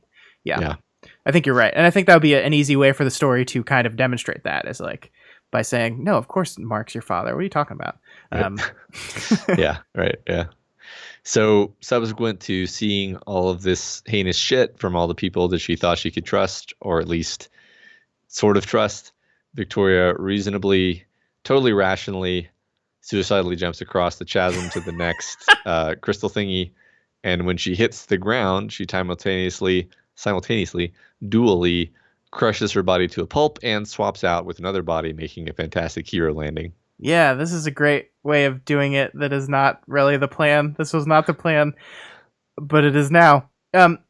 What I love is that from this moment on, the chapter and the arc suddenly like roars to its climax, right? Like we've had this slow build of these terrifying and sad moments where we're revealing truths about our characters and having them go through stuff, and then suddenly it's like, fuck, let's go. And it's just headlong into the end from here on out. It's like sprinting towards the end.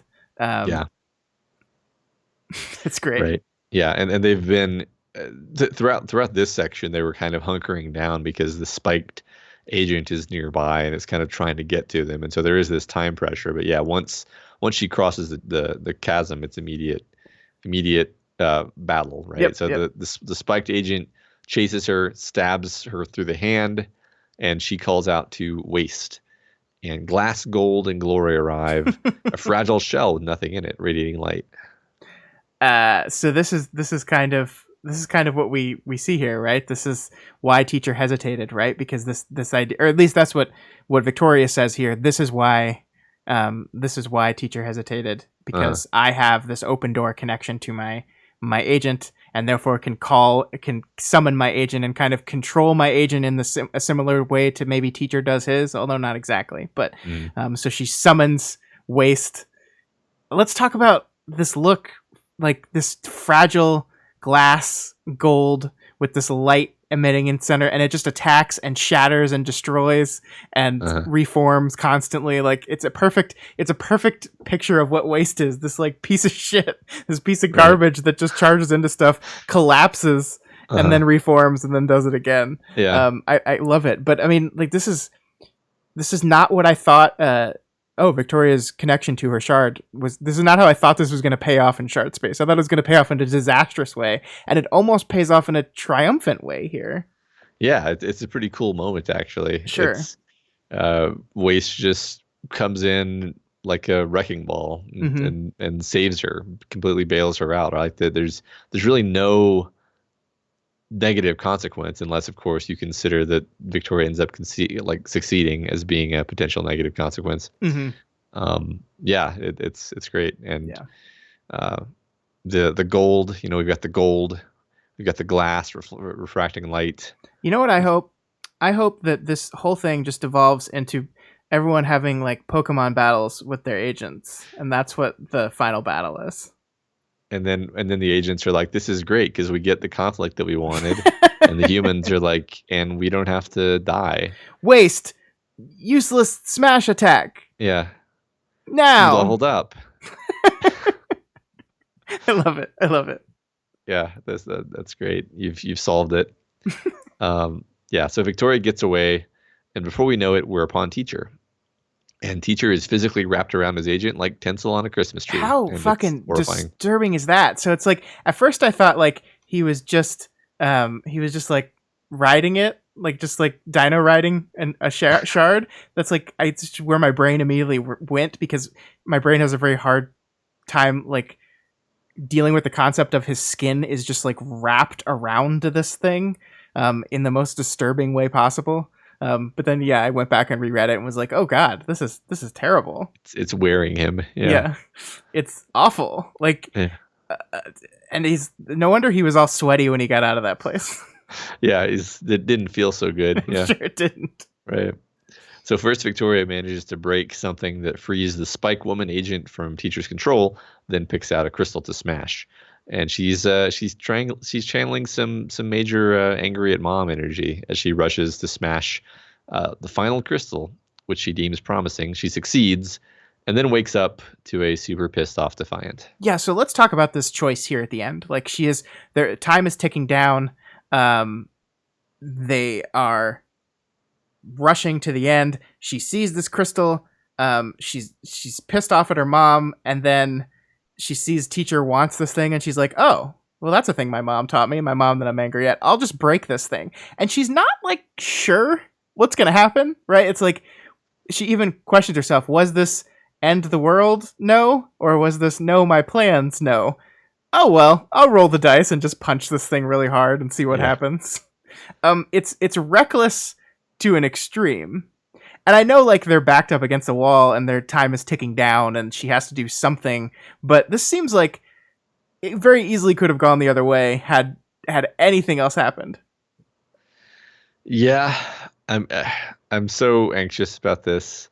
I mean, I've suspected for some time now that like Victoria's choices are going to lead to some terrible outcome. Sure.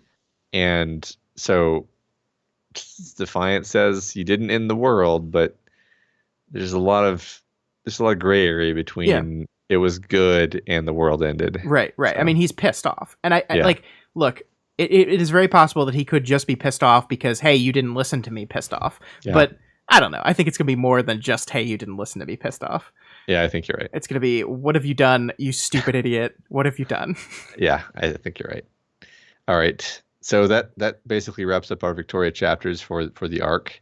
And now let's get into the long-awaited 16.y Amy. Yeah, that was, everything else was just a warm-up. Now we're on to the main event of the week.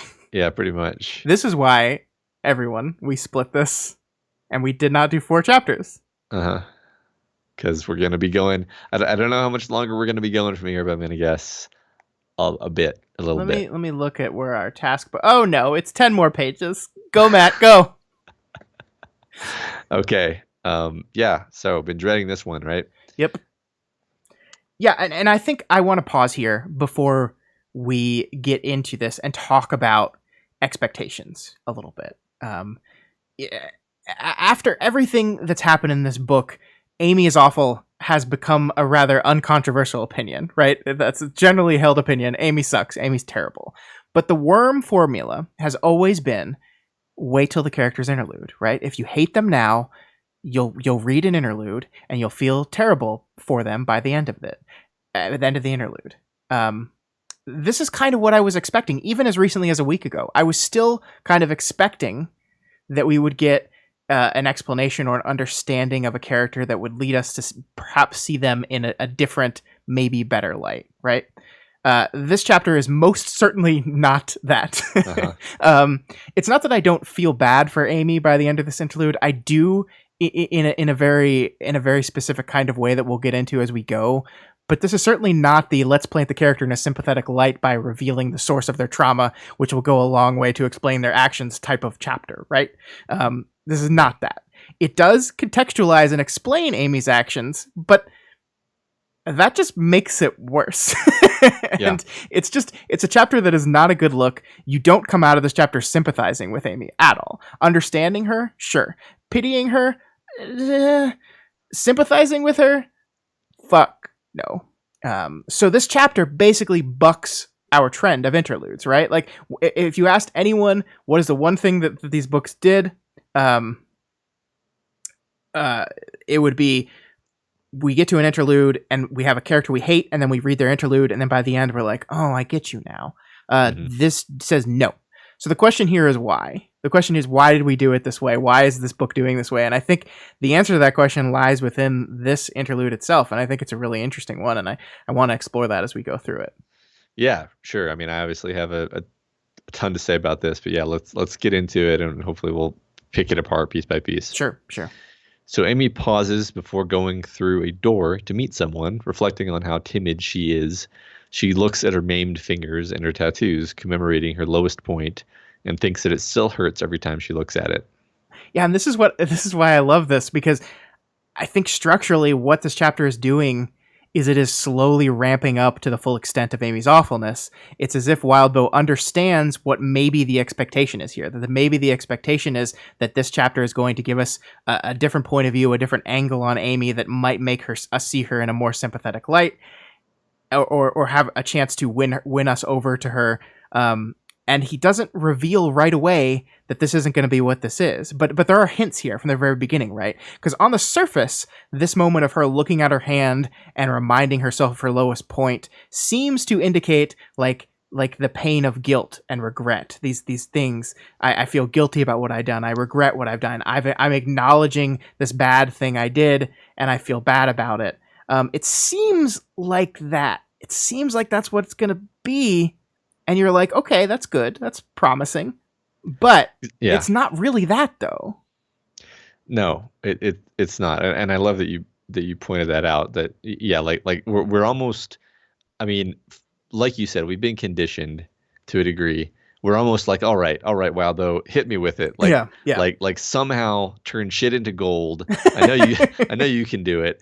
And so you're like, okay. She seems to be feeling remorse. That's interesting. We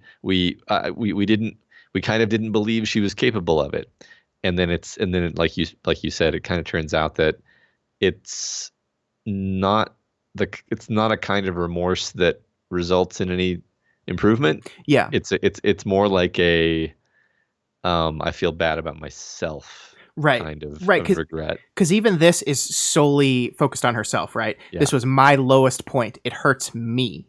Yeah. It is something that on the surface feels like, okay, that might be a good sign. But yeah, when you stare at it for more than a second, you're like, wait a minute. This is wholly focused on yourself. And it's a sign of things to come for sure. Yeah, right. She muses that one time she approached Marquis with the theory that she got her anxiety and quiet nature from her biological mom, since she clearly didn't get it from Marquis or from the Dallins. And she seems to find quite a lot of value in this realization. It makes her more calm to think of this, to have this explanation for where this timid nature comes from. But Marquis fails to confirm it, which basically she takes as a negation, and it's like that robs her of this security that she somehow was gaining from this framing. Yeah. And I think this is doing two very important things that continue throughout this entire chapter. So I want to take the time to really discuss and dive into these two biggest Amy characterizations that this reveals and that we'll see throughout. The first is this central idea that a character trait or action of hers belongs to one of her forebears and not herself, and how she uses that as a relief mechanism to any kind of blame. And we see this here in this moment, but we see it throughout the chapter. She's constantly comparing the actions that she's doing to Marquis, to Carol.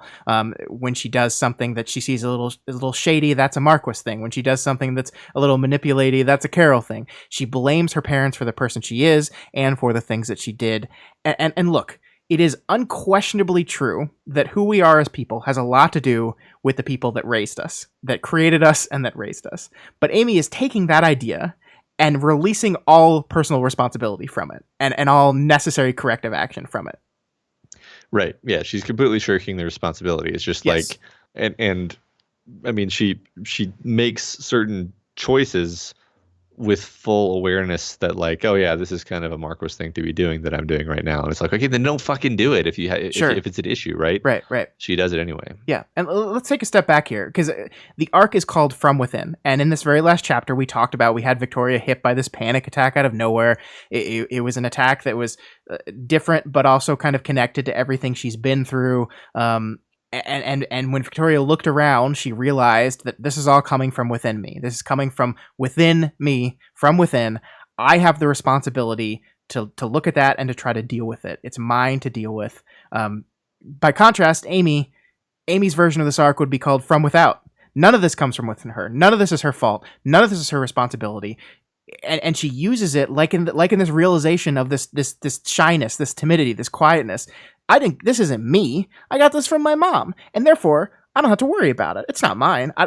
If I, like you just said, if you don't like that about yourself, work towards changing it. Don't just say, oh, well, I understand where I got this from, and therefore I don't have to do anything about it. But that's what she does, and it's what she does constantly with every little thing throughout this chapter. This one little beat here sets up her actions for almost every other reasoning throughout this chapter.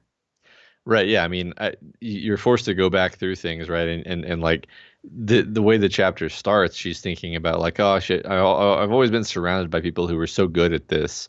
This being what, like the social thing, the cape thing. Yeah. And like we know from Victoria's point of view that Victoria works constantly to like sharpen and refine her poise, how she's perceived, how she's conveying herself.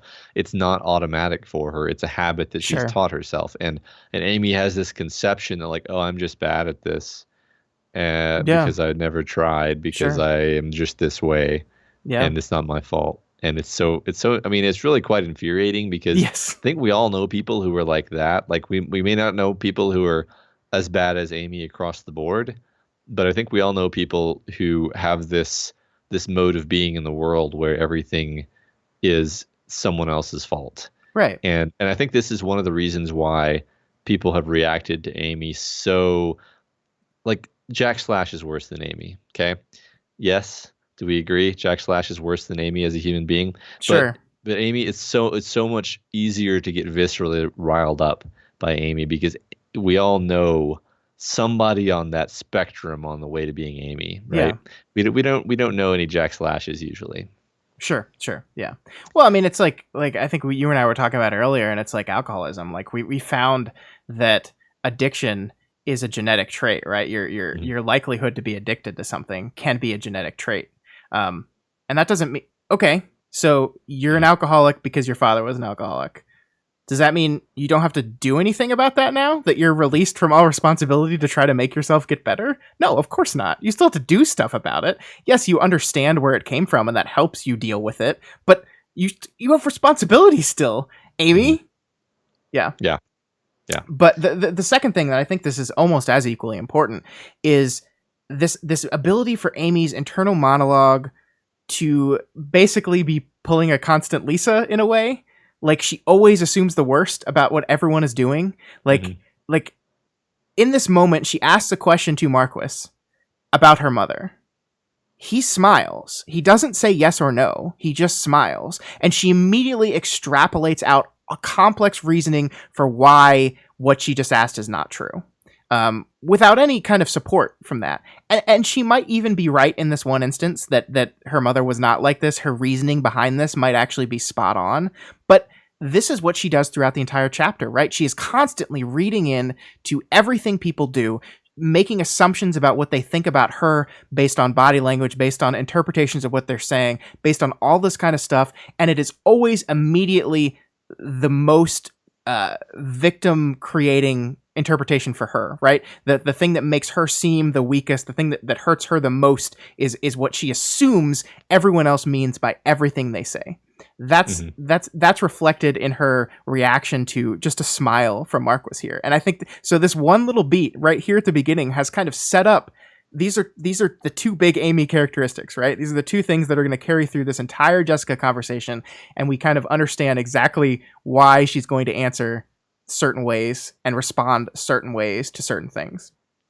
Yeah, no, that's great. Yeah, I mean, so many different kind of threads of what's going on with Amy, and yeah, it's great to point out that these are actually set in this very subtle way before this conversation even starts, Yeah. so that Wildbow can start kind of weaving with them rather than having to introduce them on the fly. Yeah, and you might not even like be aware that that one little story is setting up all that, but it just gets Hmm. you in the mood, gets you in the mode of seeing how Amy processes information.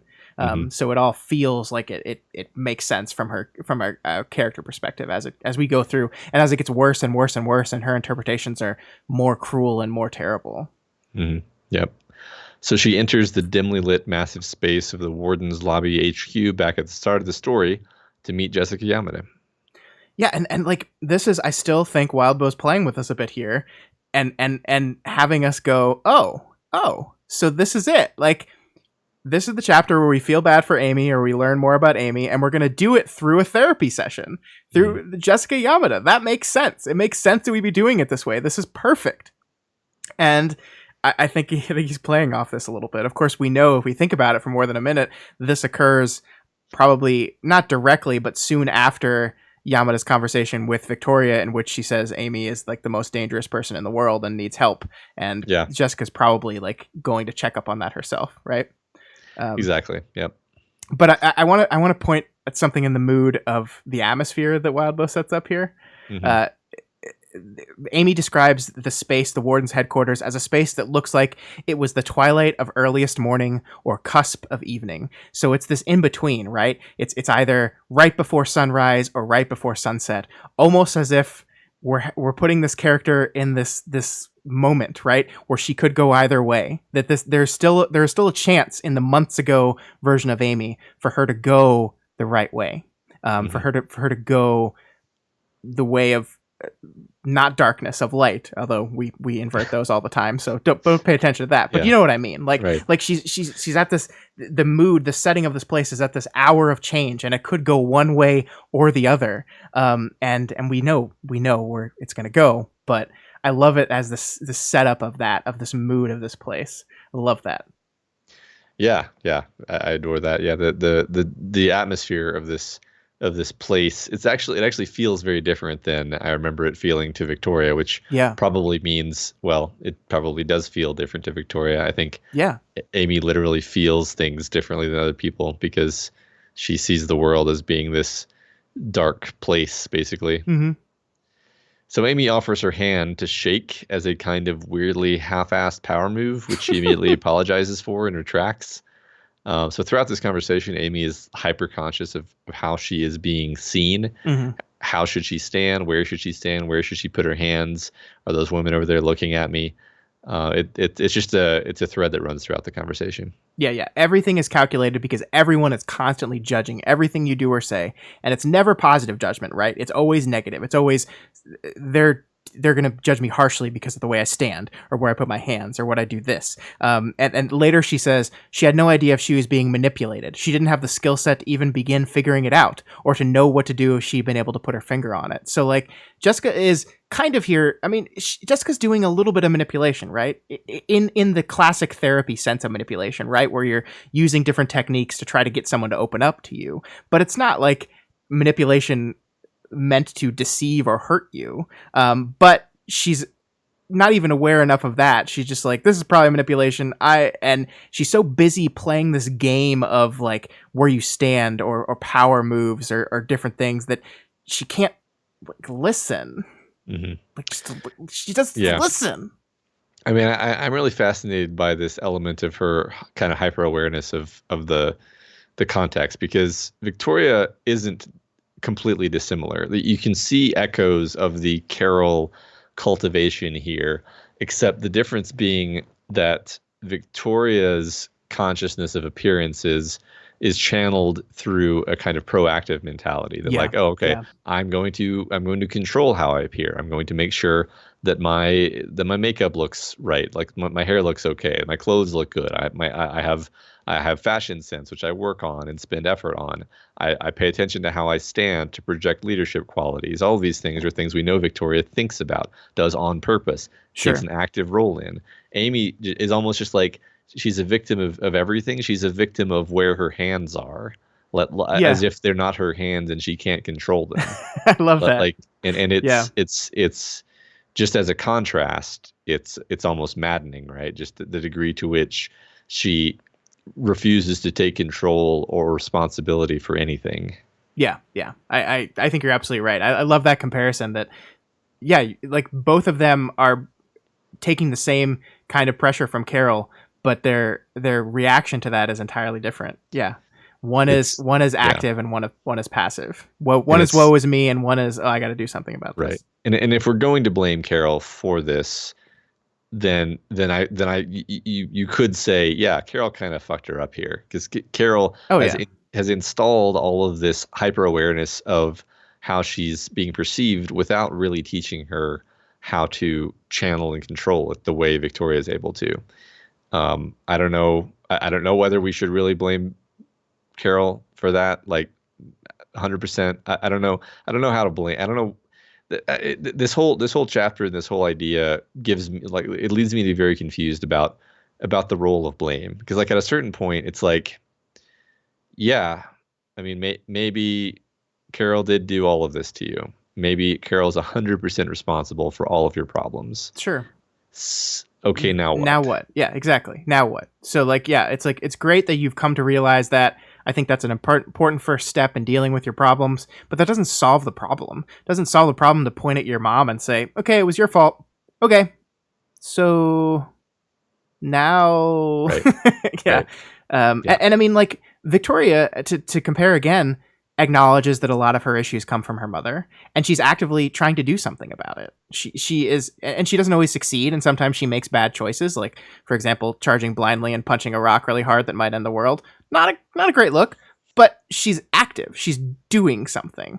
Where Amy's response seems to be like, woe is me, my mom did this to me, there's nothing I can do, no one will give me a chance, and it's all their fault, and yeah, it's just completely passive, and it sucks. Yeah. So Jessica opens up the conversation, asking that the terms of their interaction be that of collaboration between colleagues.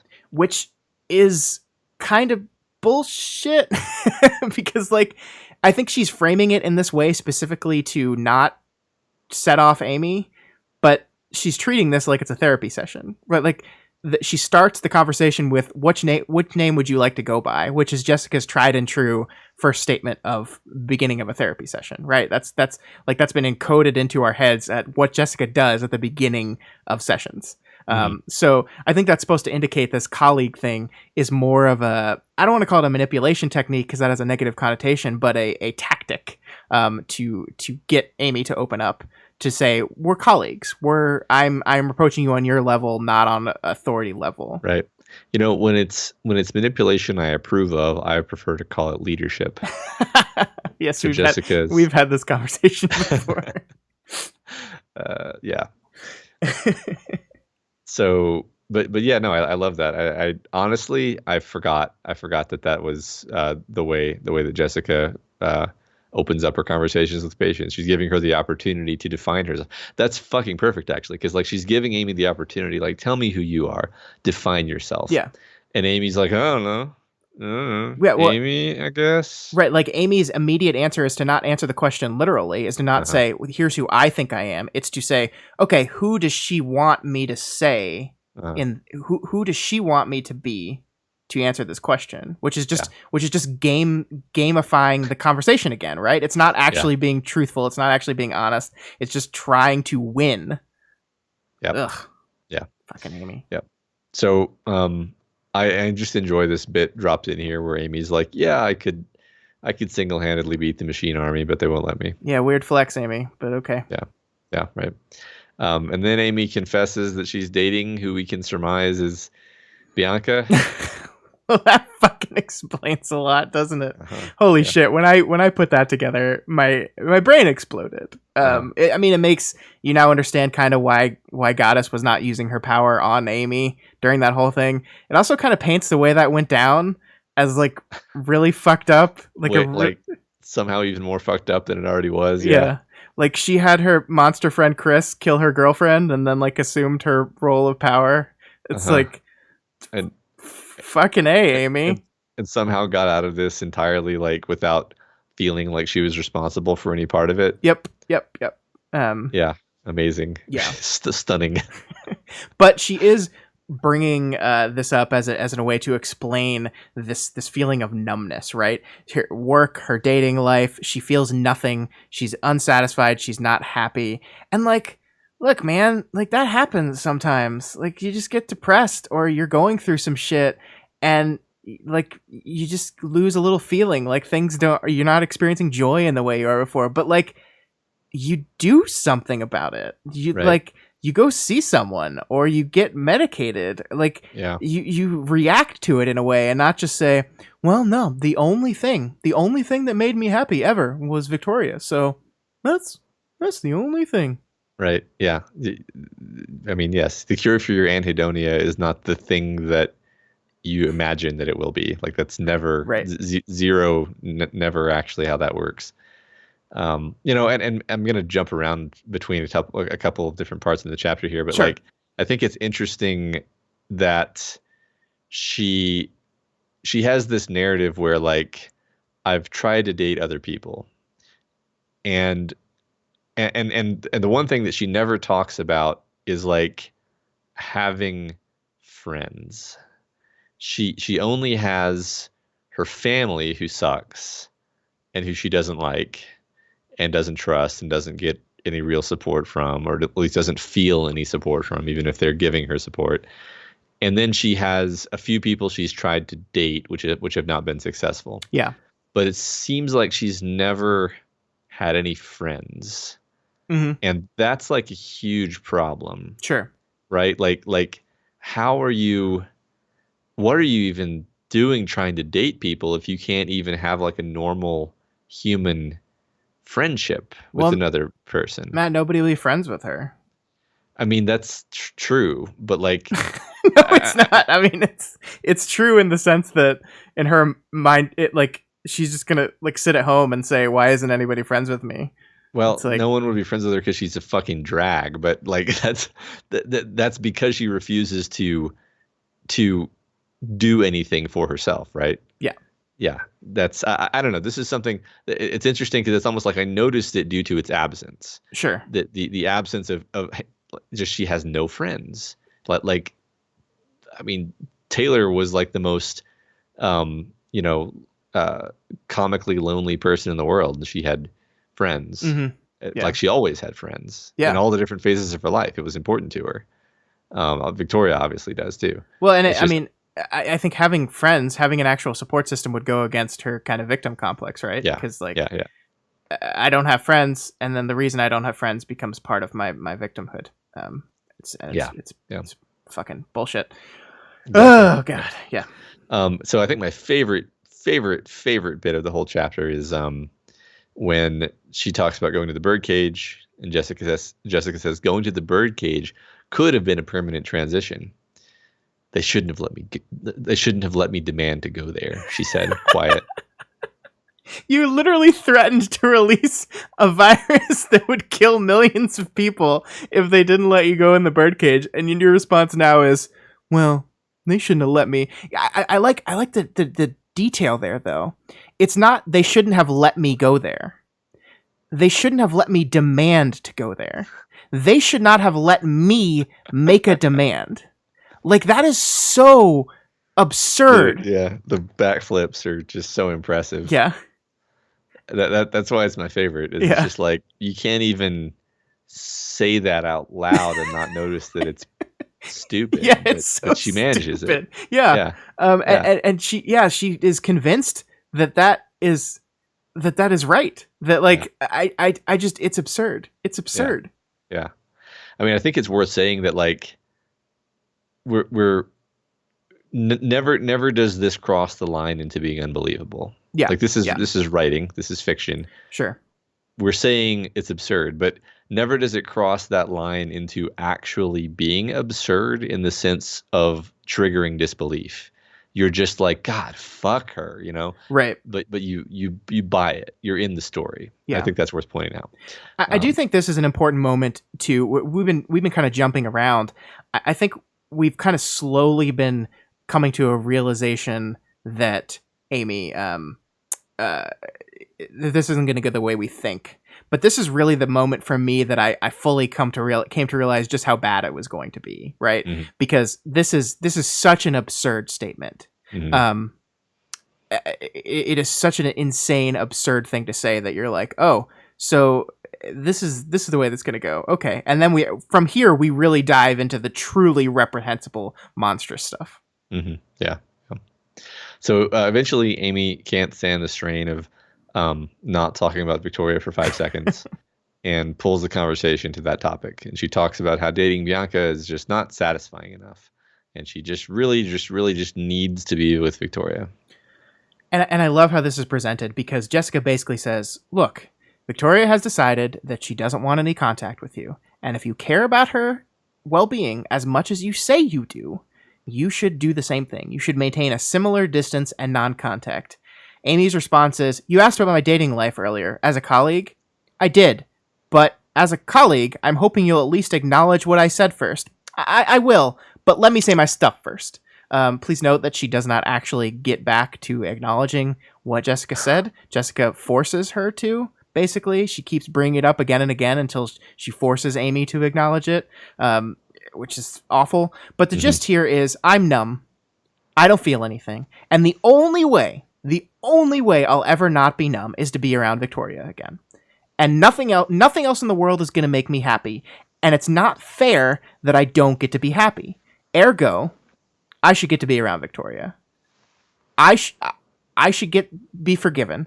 I should get to be happy again. And look, I think there should be a path to recovery for people where you might get to experience happiness again, even after you do truly terrible, reprehensive stuff. I think that's a true statement. But the connection here is, the only way that's going to happen is if I'm around this one person. I've made that decision, and because I know this to be true, everyone else better listen to me, or else.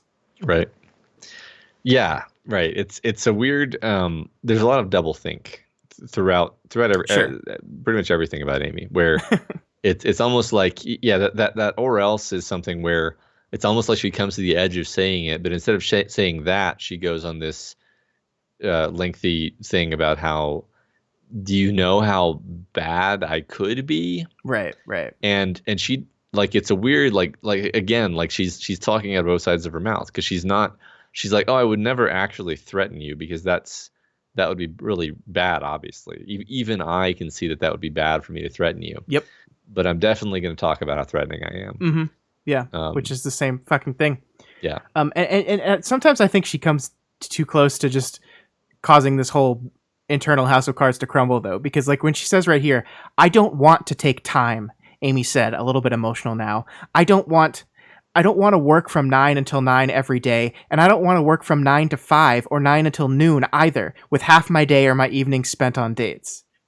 Well, hey, Amy, I don't want to work from 9 to 5 either, but like, shit's tough. Right. Yeah. Sorry.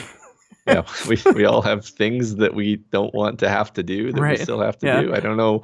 I'm not sure why that's supposed to be a compelling argument. Yeah. I mean, I get on an emotional level, like I can inhabit my like toddler self and feel resentment at the fact that I don't get everything that I want immediately. Sure. But then I remember that I'm not a toddler. Yeah. It's called being an adult, where you realize that sometimes to get what you want, you might have to do things you don't particularly like. Yeah. And maybe you never get what you actually want. Maybe you get some things that you want. Sure. Yeah. Maybe the things that you want are stupid. Yeah. Or maybe the things that you want you can't get anymore because there are consequences to your actions. Like, you can be forgiven for the thing you did, and that doesn't mean you get to date your sister again, at all. It's fucking ridiculous. It's an absurd thing to think that forgiveness in this mindset is being with my sister again. Like, no, that's not how that works. Sorry. Yeah. But she's so screwed up, though. It's really incredible. Yeah. So here we come to some pretty important stuff where she has an opportunity to address what she did to Victoria. And the text says, Amy tensed, fists balling up, tattoos tight around her bones. I wasn't me. I was fresh off having my fingers eaten, my home destroyed, my life overturned. Bonesaw tried to break me. She tried to break Mark. I wasn't me. Victoria wasn't Victoria. Jessica didn't interject. What we did together doesn't count. Amy's words were more a plea than a statement. Not when we weren't ourselves. This is the moment, Matt. This is Uh-huh. the point of no return. Absolutely throw my if I was reading this in a book, I'd throw the book across the room. What we did together. Uh-huh. What we did together. Uh-huh. Fuck off. Fuck off. Uh-huh. Fuck off. It's such a wonderfully constructed, terrible, awful thing to say. Right. And not just say, but it's just a perfect window into like, oh, this is what she tells herself. Yeah, she believes this is her story. Yeah, she absolutely believes this. Fundamentally, I love that Amy's words were a plea. Like, I think a part of her knows this is bullshit, right? Yeah. Like, a part of her recognizes that this is total bullshit, but she can't accept it. It's too ingrained within how she is allowing herself to survive, how she is dealing with what she did. That she's built this narrative, and if that comes crumbling down, she loses everything. So she's desperate, not only desperate to believe it herself, but desperate for other people to tell her she's right. Tell her that, yes, you are right, that this didn't count. It didn't count. You're right. You weren't yourself. You went through this horrible stuff. And look, she did go through some shitty stuff, right? Like everything she's saying here, Bonesaw did try to break her and Mark. Bonesaw, she did have her fingers eaten, her home destroyed, her life overturned. That's all true. It doesn't excuse what you did, and it doesn't remove you from responsibility. Yeah. I think before the end of this conversation, we're going to dip into this idea of good person, bad person. Yeah. This framework. And this is, I think, one of those examples where she just cannot abide any stain on her kind of self-image of I am a good person. Mm-hmm. And if there is something that she has done, some bit of like evidence in the world that contradicts the I am a good person narrative, then she has to do whatever gymnastics necessary to transmute that into something that just doesn't matter. It doesn't mean anything. It doesn't mean what everyone says it means. It's not, that doesn't count. She literally says doesn't count. Yeah. So, I could not believe that. Like, I thought she was going to rationalize it away in an unspoken kind of way, but to have her literally say what she did doesn't count was the most shocking moment in this chapter for me. Like, I did not think even she was that had that lack of self-awareness to literally say the words it didn't count and believe it. Fuck off. Yeah, right. I mean, it's kind of amazing Jessica's able to tolerate this. Yeah, I mean, she's just like listening silently. I love kind of imagining what Jessica's going through in this moment, because like it's got to be like, oh, fuck, wow, yeah, this is worse than I thought. Right. I wonder, like, I don't think we ever specifically see Jessica's response to this conversation, or the actions she takes, and I wonder what those are. Yeah, no, I think we do not see what action she. I mean, I almost think that she just keeps her word and she does very little in response to this, because really it's not like Amy threatened anything, or like all she did was demonstrate herself to be terrible. She kind of beats Jessica into silence almost by the end of this conversation, which is like the most depressing part about it. It's true. So Jessica's response to this little dodge is basically say, you can solve your crippling loneliness by reaching out to the people in your life who care about you, and maybe working on making some other relationships with other humans. And you can also deal with your other obvious problems that are very apparent with therapy. And Amy's response is to be offended that Jessica thinks she's crazy. You gotta feel for Jessica in this moment. Yeah. Like, she's not my favorite person in the story. She's made some mistakes that we've talked about in the past, but she's really trying here. And it's just, she's not listening at all. And this therapy is for crazy people, and I'm not crazy. This is the most like dated boomer bullshit nonsense I've ever heard. It's stupid. It's just stupid and objectively wrong. And I don't even know where she got that. Like, is that a, I mean, it doesn't matter where she got it, but is that a Carolism? I don't think so. I guess it kind of is, because Carol kind of rejected therapy. Yeah, I think so. I think Carol views all of that as crossing some of her idiosyncratic boundaries of being totally in control all the time. She can't admit that anyone else can tell her what to do. So I think that's probably it. But again, sins of the father, mother, like Victoria has gotten over that. Yeah, right. Yeah. I mean, through a circuitous route of True, being true, in an true. asylum for a while. But yeah. She totally has credit where credit is due. Hmm. Um, yeah. I want to talk The about this swear moment though. I think this is yeah. really important Yeah. because Amy is basically saying, "I'm not crazy, really. I'm lonely. I had a bad day years ago. I freaked out and I wasn't myself for a while. Now nobody's willing to forgive me, even people I don't know. And the most fucked up thing about it, excuse me, I shouldn't swear in here.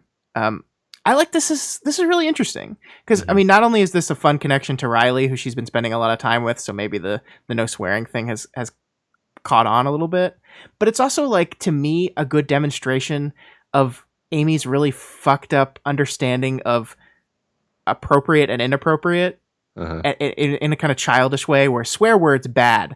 Um, Not taking responsibility for the rape you did, fine thing to say in this place, but dirty word, bad, right? Yeah. Like it's just like this really fucked up, horrible way of viewing things. Yeah. Well, I see that as being part of the good person, bad person thing, where it's Sure. like, oh no. If I speak in a way that is uncouth or reveals a lack of inner control, people are going to think that I fall into that terrible bad person category. Yeah. Yeah. And so I need to make sure that, you know, it's a it's the same instinct toward managing how she's being perceived, I think. Yeah. I think you're right. Yeah. So from about this point till pretty much the end of the conversation, Amy keeps hitting this inner refrain that Jessica isn't listening to her because Jessica isn't agreeing with her. And at one point, Jessica says, "I believe you," which wins a ton of points with Amy. I mean, it kind of does. Her response to it is people should be saying this to me more, which is True. kind of fucked up in its own way. I Yeah. really like how the conversation here like takes a segue to talking about heroes, where Amy has this opinion about people that are heroes, not just the people that wear capes, doctors, nurses, therapists, even people without powers. They are heroes as well. And it kind of lulls you into this false sense of, oh, okay. Because I think I agree with that. I agree that there are people that should be called heroes out there that are just regular people doing their job, trying to help people, and we should call them heroes. And I'm like, Amy, you're right about something. And then she goes, you'd think heroes, powers or not, would be more forgiving. And you're just like, fuck! You were so close. You were Yeah. so close to Yeah. something. Yeah. Oh, maybe she's not 100% garbage. Oh. Yeah, there it is. And Yeah. and look, this idea of forgiveness. We've talked so much about forgiveness already in this book, and I'm sure we're going to have so much more to say about it before this thing is over. But this opinion that no one is forgiving her for what she did is absurd. Because here's the thing.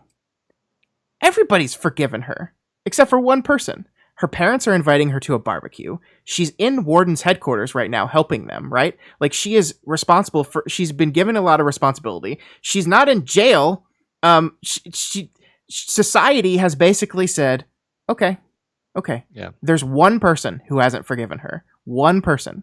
And that's the only person that matters to her. So just because Victoria is still processing and still dealing with the things and has not reached a point of forgiveness and might never, that means that nobody is forgiving her. And it's just absurd. It's just absurd to me. Like society has said, you did a bad thing. Okay, we're moving on. Yeah. We're going to try to move on. And like, what more do you want? And Well, of course the thing is, I want Victoria Yeah. to say, Well, I forgive you. and not only that, I think she wants them to not just say, we're giving you a second chance. She wants them to say, actually, we were wrong and what you did wasn't bad. Sure, yeah. Because like she knows that her family like judges her, Mm-hmm. but they're giving her the full second chance. They want her around. They want her to be part of their lives, but they think it's kind of fucked up what she did. She wants them to literally think that what she did was fine And that's because she not, can't stand for people to not think well of her. yeah, and that's not forgiveness. That's not what forgiveness is Yeah. at all. Yeah. No. Yeah. Right. Yeah. In fact, part of that is recognizing that the thing was bad. That is key step one in forgiveness. Yeah. In earning it and Yeah. giving it. Yeah. Yeah. So yeah, she really, really wants to talk about Victoria. And because Jessica refuses to converse about it, Amy just monologues at her about it. So first she explains how fucked up the Dallins are, which she's not wrong about. Nope. She put massive pressure on both her and Victoria, which even Victoria rarely really kind of looks at directly, except I mean, I think this arc is one of the few where she's thought explicitly about her mom. Yeah. A lot. Oh, also Gallant is just super bad for her, apparently. Yeah, and I mean, like you said, a lot of this is right. I'm not sure I agree with the she never actually loved Gallant thing. I am willing to bet that their relationship was a whole lot more complicated than Victoria lets on, but we've had that conversation many times before. But a lot of these things are true, and that doesn't, like, the thing is, Amy has constructed this narrative, right? That, like, Victoria is the way she is because of Carol. It's all Carol's fault. And it is absolutely true that a lot of what Victoria is suffering through is because of Carol. But Amy, you're leaving off a person that did a thing. And it was a really bad thing. And it really affected her. It's like, yeah, this is all Carol's doing. It's Carol's fault that she's this way. And of course, as you said, it ties into this understanding of her that we weren't the ones that actually did this. I didn't do this. I didn't do it to Victoria. That wasn't Victoria. That wasn't me. And the reason it was because of Carol. The reason was because of Bonesaw. The reason was because of Mark. Over and over again, it's these other people doing these other things. So when building a narrative about who her sister is and what her sister is going through, what she did can't enter into that equation at all, because it was not us. It was them. It was them. Mm-hmm. Yeah, right. I mean, she's you couldn't have said it better, right? Like she's giving Jessica this like cross section of all the influence in Victoria's life and acting like she wasn't one of those. Yeah. Like she wasn't this massive enabler even before the horrible stuff she did. She was this massive enabling force. Yeah. In Victoria's life, pushing her, permitting her to be the violent Glur girl, right? Yeah. And she has the audacity to talk about Victoria and say she's stagnant, she's not growing, and it's because of this anger she's carrying, and she needs to do better and needs to focus on better things and be a hero, not for anger or revenge, but for other things. And I'm like, fuck, like, pot kettle. Yeah. And I look, some of that is true. Like, it is absolutely true that Victoria for a long time was kind of stuck and she's trying to work towards it. But like, the idea that you, Amy, can dictate the proper behavior for Victoria Dallin is absurd. Yeah. Right. I mean, pot kettle, she's a complete lack of self-awareness. Yep. And complete lack of understanding that, like, hey, you can get better without getting this one thing that you're fixated on and obsessed with. I mean, I think it's literal obsession. Yeah. Yeah. So yeah, I think this, we can revisit this idea that she has this particular line that she goes back to over and over again. I'm a good person. Look at all the good stuff I do. Also, if I were a bad person, look at all the bad things I could do. But I refrain from doing those things. Therefore, logically, I'm a good person. QED. And like, it is crucial to her to maintain and defend this good person, bad person. It's like this magic talisman that she uses to ward off any feelings of guilt or inadequacy or failure whatsoever. Yeah, I think Victoria talked about that Amy sometimes latches onto things, and she latches onto ideals, and she'll just repeat them over and over again to hold on to that. And that is absolutely what she's doing here with this concept of good person, bad person. This purely black and white binary existence where if not bad, must be good.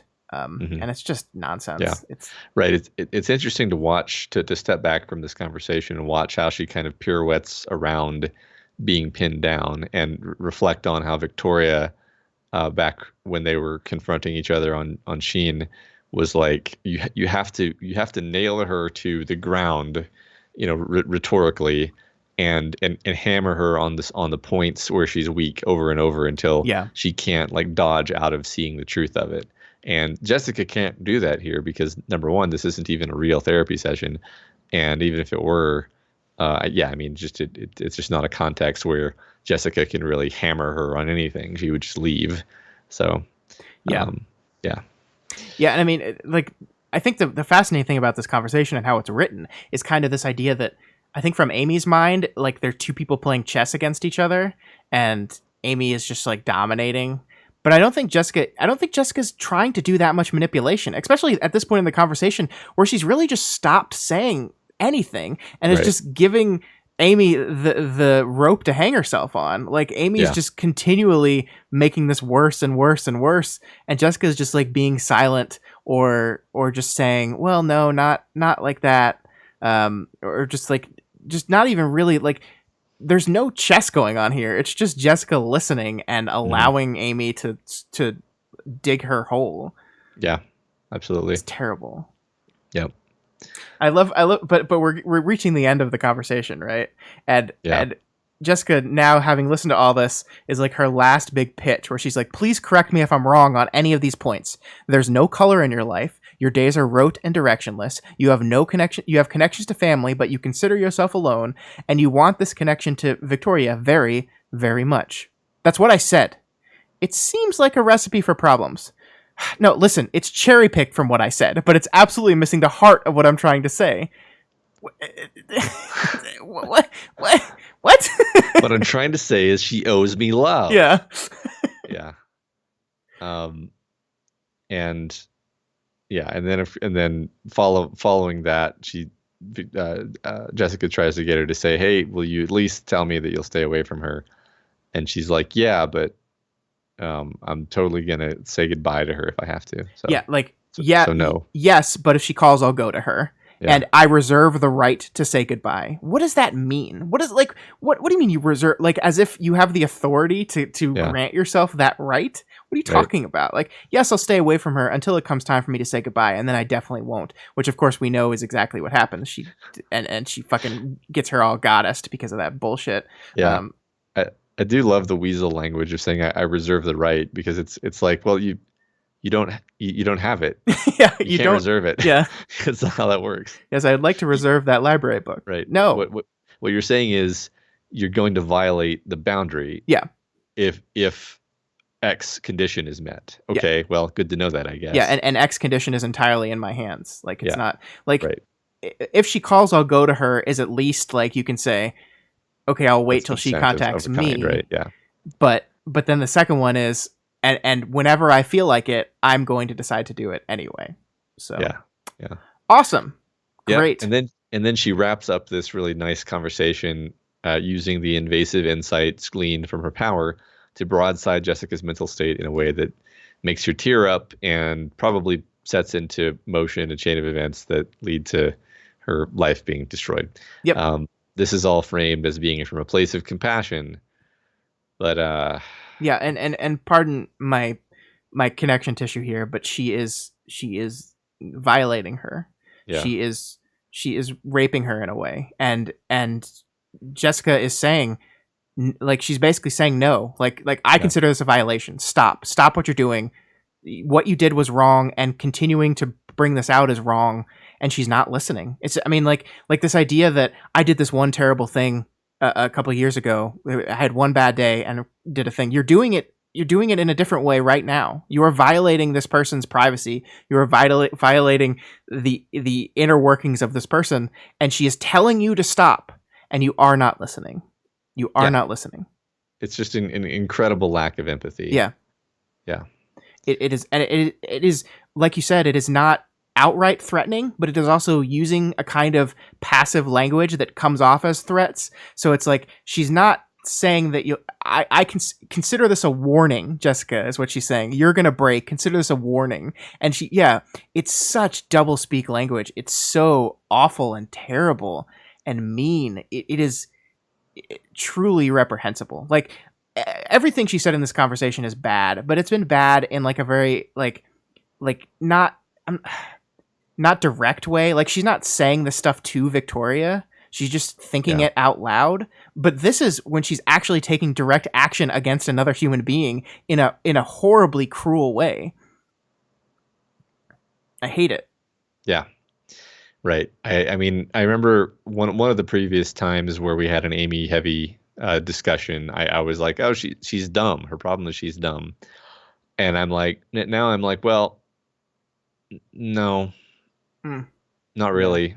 That's giving her too much credit, actually. Yeah. She's very deliberate in her kind of double thinky manipulativeness, and very intelligent even in her mental gymnastics, Yeah.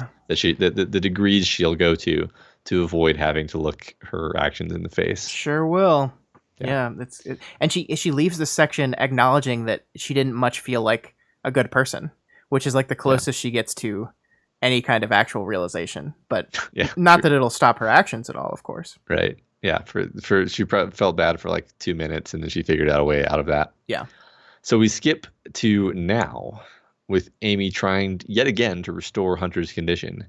It's delicate work, and Marquis is there to be completely unhelpful. He leaves, and Mark comes over to add his pile of neuroses to what's going on. It's actually hard to put my finger on like why Mark's interaction here feels so off. I think it's because he's like dragging Amy through this painful childhood memory that she clearly finds upsetting, and he just finds funny. And then he like mentions Victoria 17 times without prompting, and it's like, what's with this fucking moron? Like, he's less helpful than Marquis is in this situation. Yeah, I think he feels like just entirely clueless to me. Like, Yeah, it feels like he's just this person that's kind of in this state of shock, like he and disbelief about what's going down. Like he's focusing on these memories of Amy that he sees as good memories. He probably doesn't have very many Amy memories because he doesn't seem a person who is that involved in parenting at all, let alone with a kid that they really didn't like. Um, so he's just reliving these memories and is completely ignorant to the fact that they're hurting her because she only interprets the negative. Like he's just saying, "Oh, this one time, this one funny time when you cried when I got your haircut," which is something I think like I don't know. I have conversations with my parents where they talk about, yeah, there was this one time where you were a little shit, and my interpretation is not, I get it, I'm terrible. It's just like, right. oh yeah, wasn't that funny when I was a kid? But of course, Amy takes the worst possible one. Yeah, I mean, Yeah, I do think like there is an interpretation here where we see that he's been trying to get her to agree to fix his brain, and she keeps telling him no. And maybe there's like this specific attempt to highlight how incredible she is. Like in this moment, like he says, "Victoria was a terror. You were the good one." And hmm she says, "You're buttering me up." But maybe there is truth to that. I don't know. Yeah, It maybe does there's. seem weird. It's just weird that he'd bring up Victoria like with her. It like you said, indicates that he just has no idea what's going on and has just been completely blind to all of the shit that's gone on Yeah. between the two of them. Yeah. Yeah.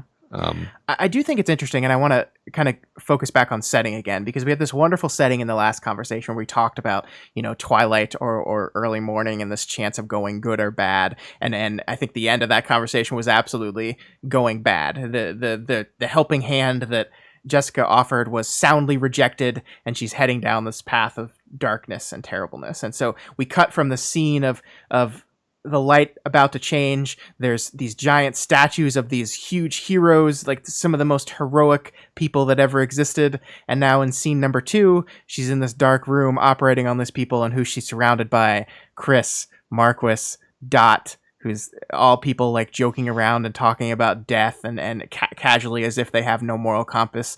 Mark, who seems to be who's not even aware of what's going on and is maybe just sticking around because he's hoping for a little bit of that Amy brain magic. And so like we've moved from this place of maybe the representative of heroism into the extreme to here.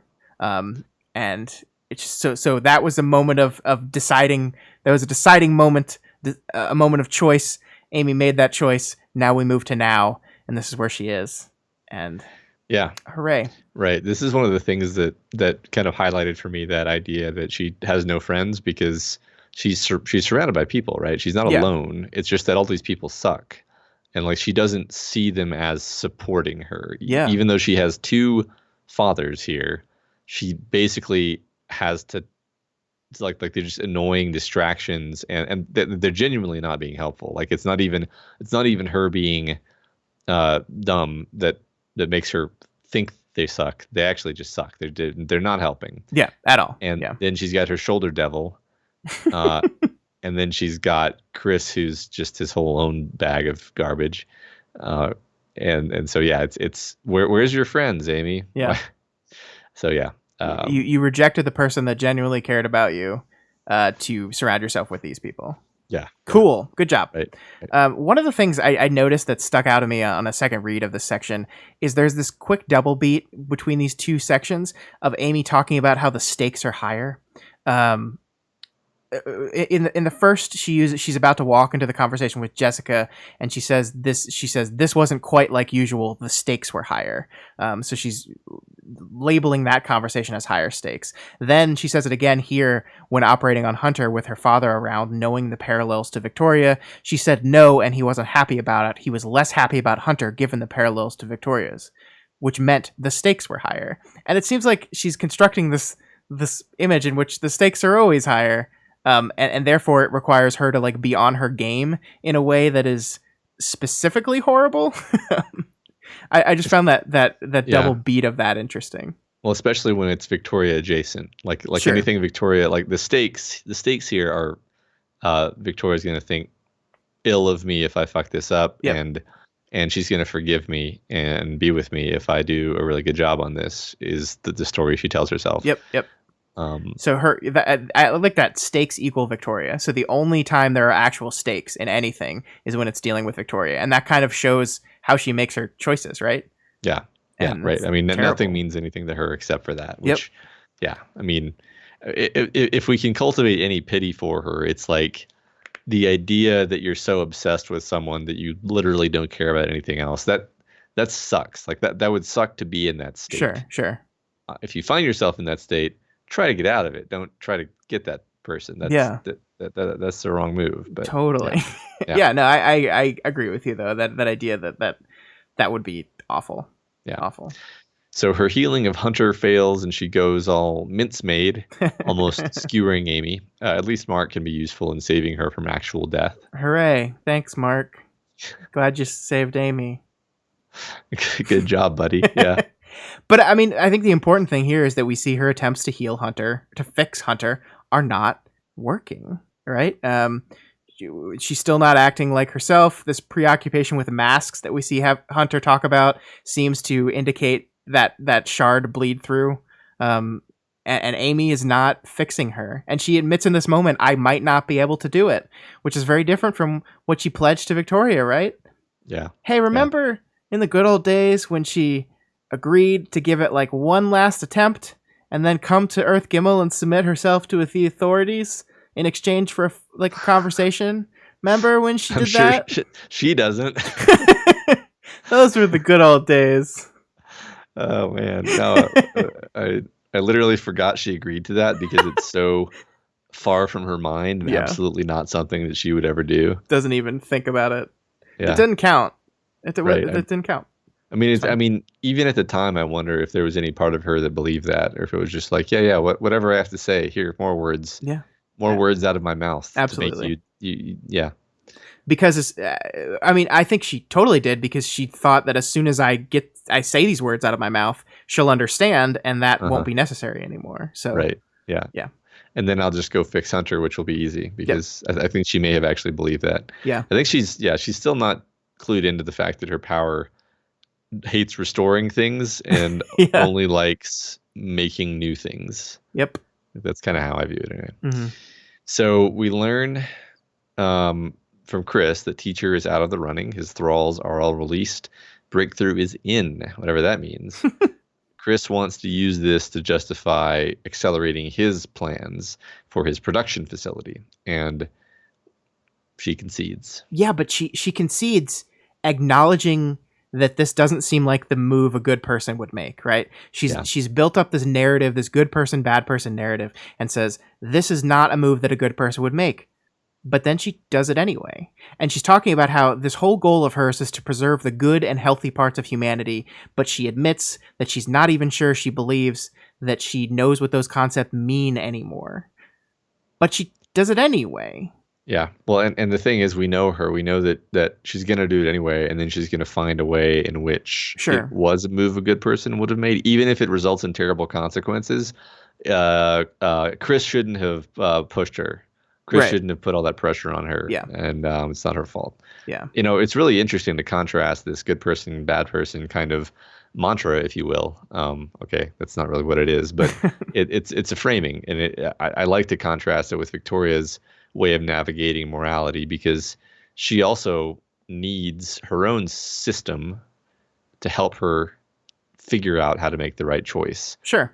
And Amy sort of, she didn't really, as far as we know, choose this system. This is just how she sees the world. And it isn't serving her, obviously. So it's just an interesting contrast between the two characters. They each have their own way of navigating moral questions. It's just that Amy's is terrible. Yeah. Yeah. So as we conclude this whole thing, I want to talk about how, like, when I first read this chapter, I didn't like that we have kind of this now coda on the chapter. Mm-hmm. I know that 16.z is another Amy chapter. Like, I'm plugged into the fan base enough to know. I haven't read it, but I know it is another Amy chapter. And I thought it would be really good structurally to see months ago in one chapter and now in a second chapter. But the more I thought about it, the more I like this. Because I think at the beginning of this chapter, in months ago, there was still hope for Amy, right?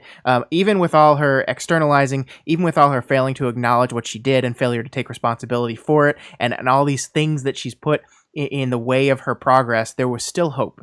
There was an olive branch, there was a hand reached out by Jessica there, and if she had just grabbed it in that moment, that there was a chance forward for her. Mm-hmm. I think that was there. And we see in that is rejected. Then we move to now, and we see the end of the road that she chose. The end of she rejected the help, and she went down this road. And now, here at the end of this road, in the now, she's talking about good and bad people. She's admitting that she doesn't even have a good understanding of what good and healthy mean anymore, but she's still making decisions based off of that idea. And they're bad decisions. They're wrong decisions. And so, at the end of this chapter, it seems like there's nothing left in Amy anymore. There's nothing left in Amy but the bad person, but the monster. And so this idea that why was this journey? We saw the person who maybe had some hope. Here's in the now, there's no more hope. And now in chapter Z, we get to see what exactly this monster is capable of. And that's what I think the structure is going to be. And with that in mind, I love this coda now. I love that we jumped forward to now just so we can cap this one chapter of maybe possibly hope off with nope, none. Sorry. Now let's see how bad it's gonna get. Yeah, I like that framing. Awesome. Can't wait to see. Can't wait to talk about the next chapter. You've read it already. I know. Of course I have. Yeah. Of course I have, Scott. All right, that wraps up these 3 chapters.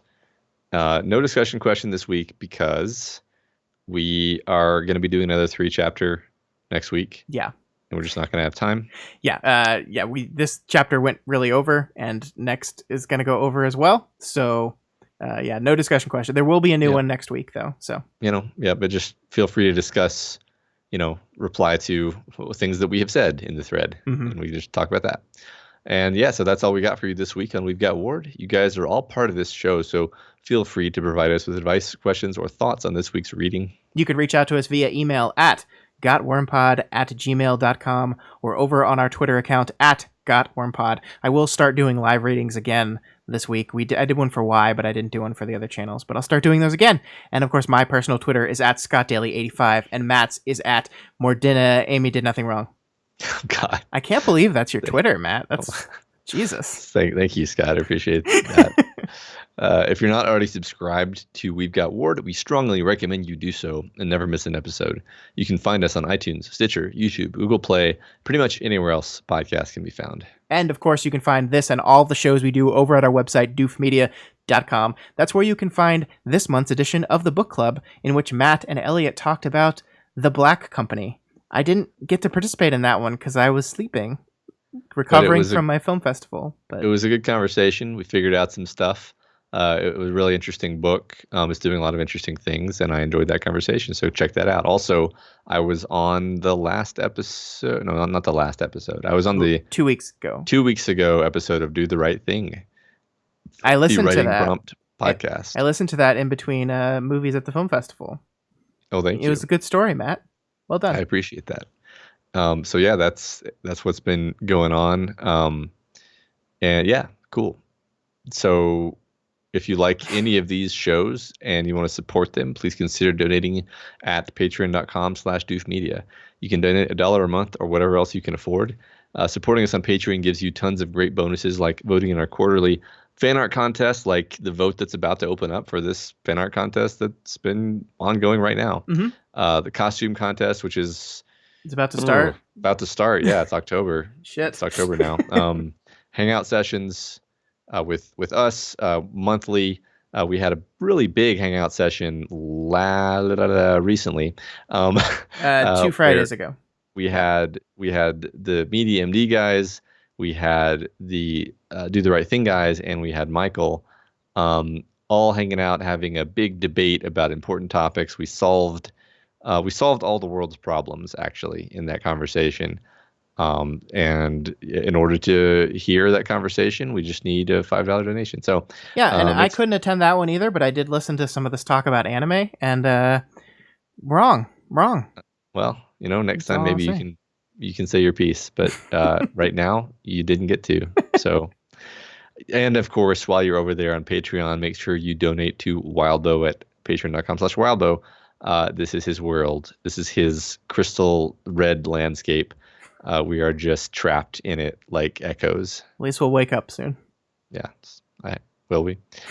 So yeah, we've got a bunch of new members of the Doof community this week. We've got Bidoofs, Cecilia H, Elize 295, Bruce A, and Brady D. We've got new Doof dancers, Kyrgyzstan, Sophia, Eric, Tim the Enchanter, Ryan Richardson.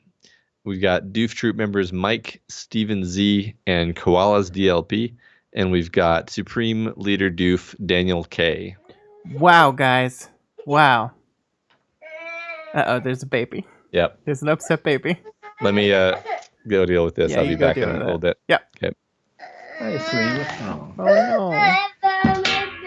Oh, no. It's Owie. Oh, no. Poor baby.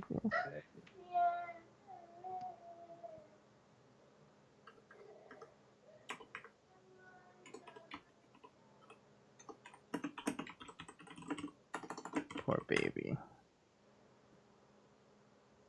So close to being done.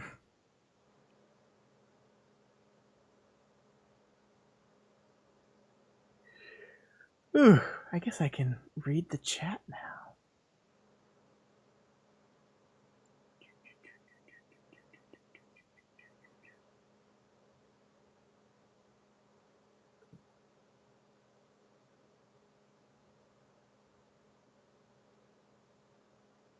How's everybody doing? You guys having a good night? We're almost done. We're so close.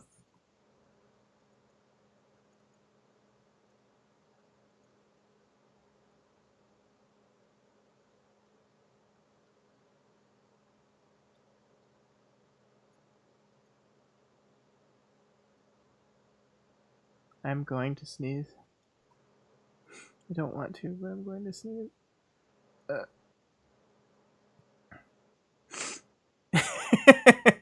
Yep, Bismarck, that's what you're paying for.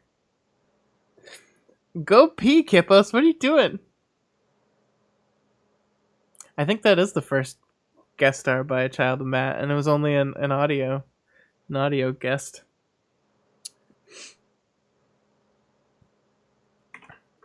I mean, if this takes a while, we're probably just going to call it, and then he and I can just record the last bit of the outro tomorrow, since this is the day in advance.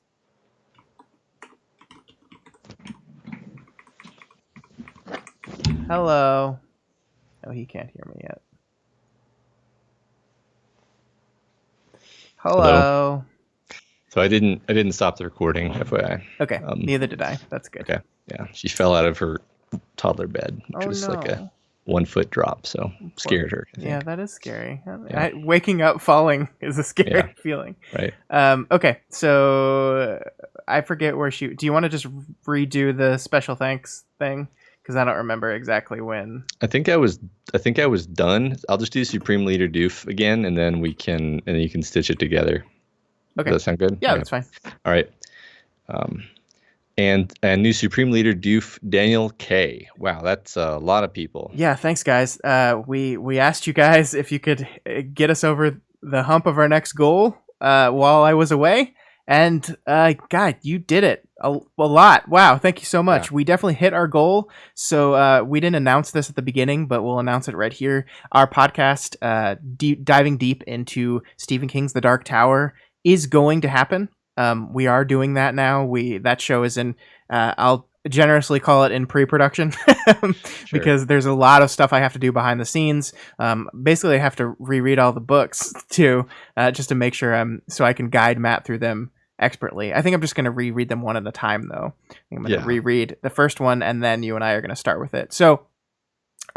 We are going to start that up as soon as possible. It is going to be a little bit of a wait as we do stuff behind the scenes and find a way to have time to record that every week, but it is happening for sure now. We've hit the goal. It is happening for sure. So if you guys want to hear about news on that, when that's starting, what's going down, you can follow us on Twitter, like we said.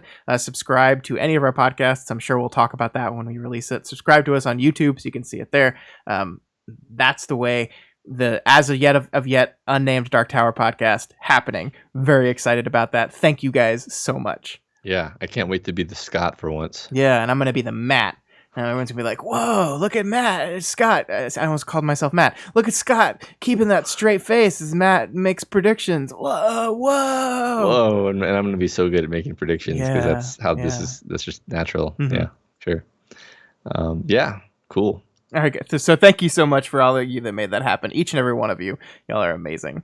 And of course, you know, if you can't afford to donate right now, you guys are still amazing too. There are tons of ways you amazing people can help us out. You can head on over to Apple Podcasts or Stitcher and leave us a rating and a review. You can share the podcast. There's tons of different things you can do to help us out, and we appreciate all you do. I mean, just downloading and listening is helping us out. So we thank you guys for doing that. It's true. Yeah. So yeah, thanks. That's all we got for you on the show this week. Next week, we'll be back with part 2 of the Amy Sucks tour, as well as 2 chapters, maybe of the next arc. Wow. What's the name going to be?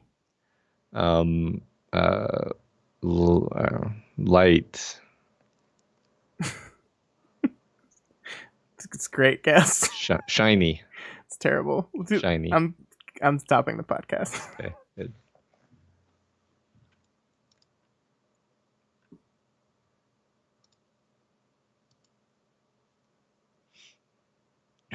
All right. And now we all get to go to bed, right? Yeah.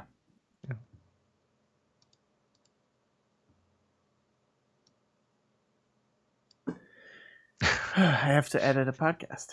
Yes. Not this one. Oh, you do, yeah. Not this one. But yes, she heard the word Amy and woke up crying. That's right. I don't blame her for that, you know. All right. Well, you can go to bed. Yeah, we're probably just going to shut the stream down because I got editing to do. And it's be a little faster, and it's not for this show, so. Yeah. I'm just going to go ahead and, Yeah, so thanks for hanging out with you guys. It was great to be back. I enjoyed doing this episode. I hope you guys liked it. I hope we did that awful yet wonderful chapter justice, and I can't wait to dive back into it next week. Yeah, good night, everybody. Thanks for hanging out. Yeah, good night.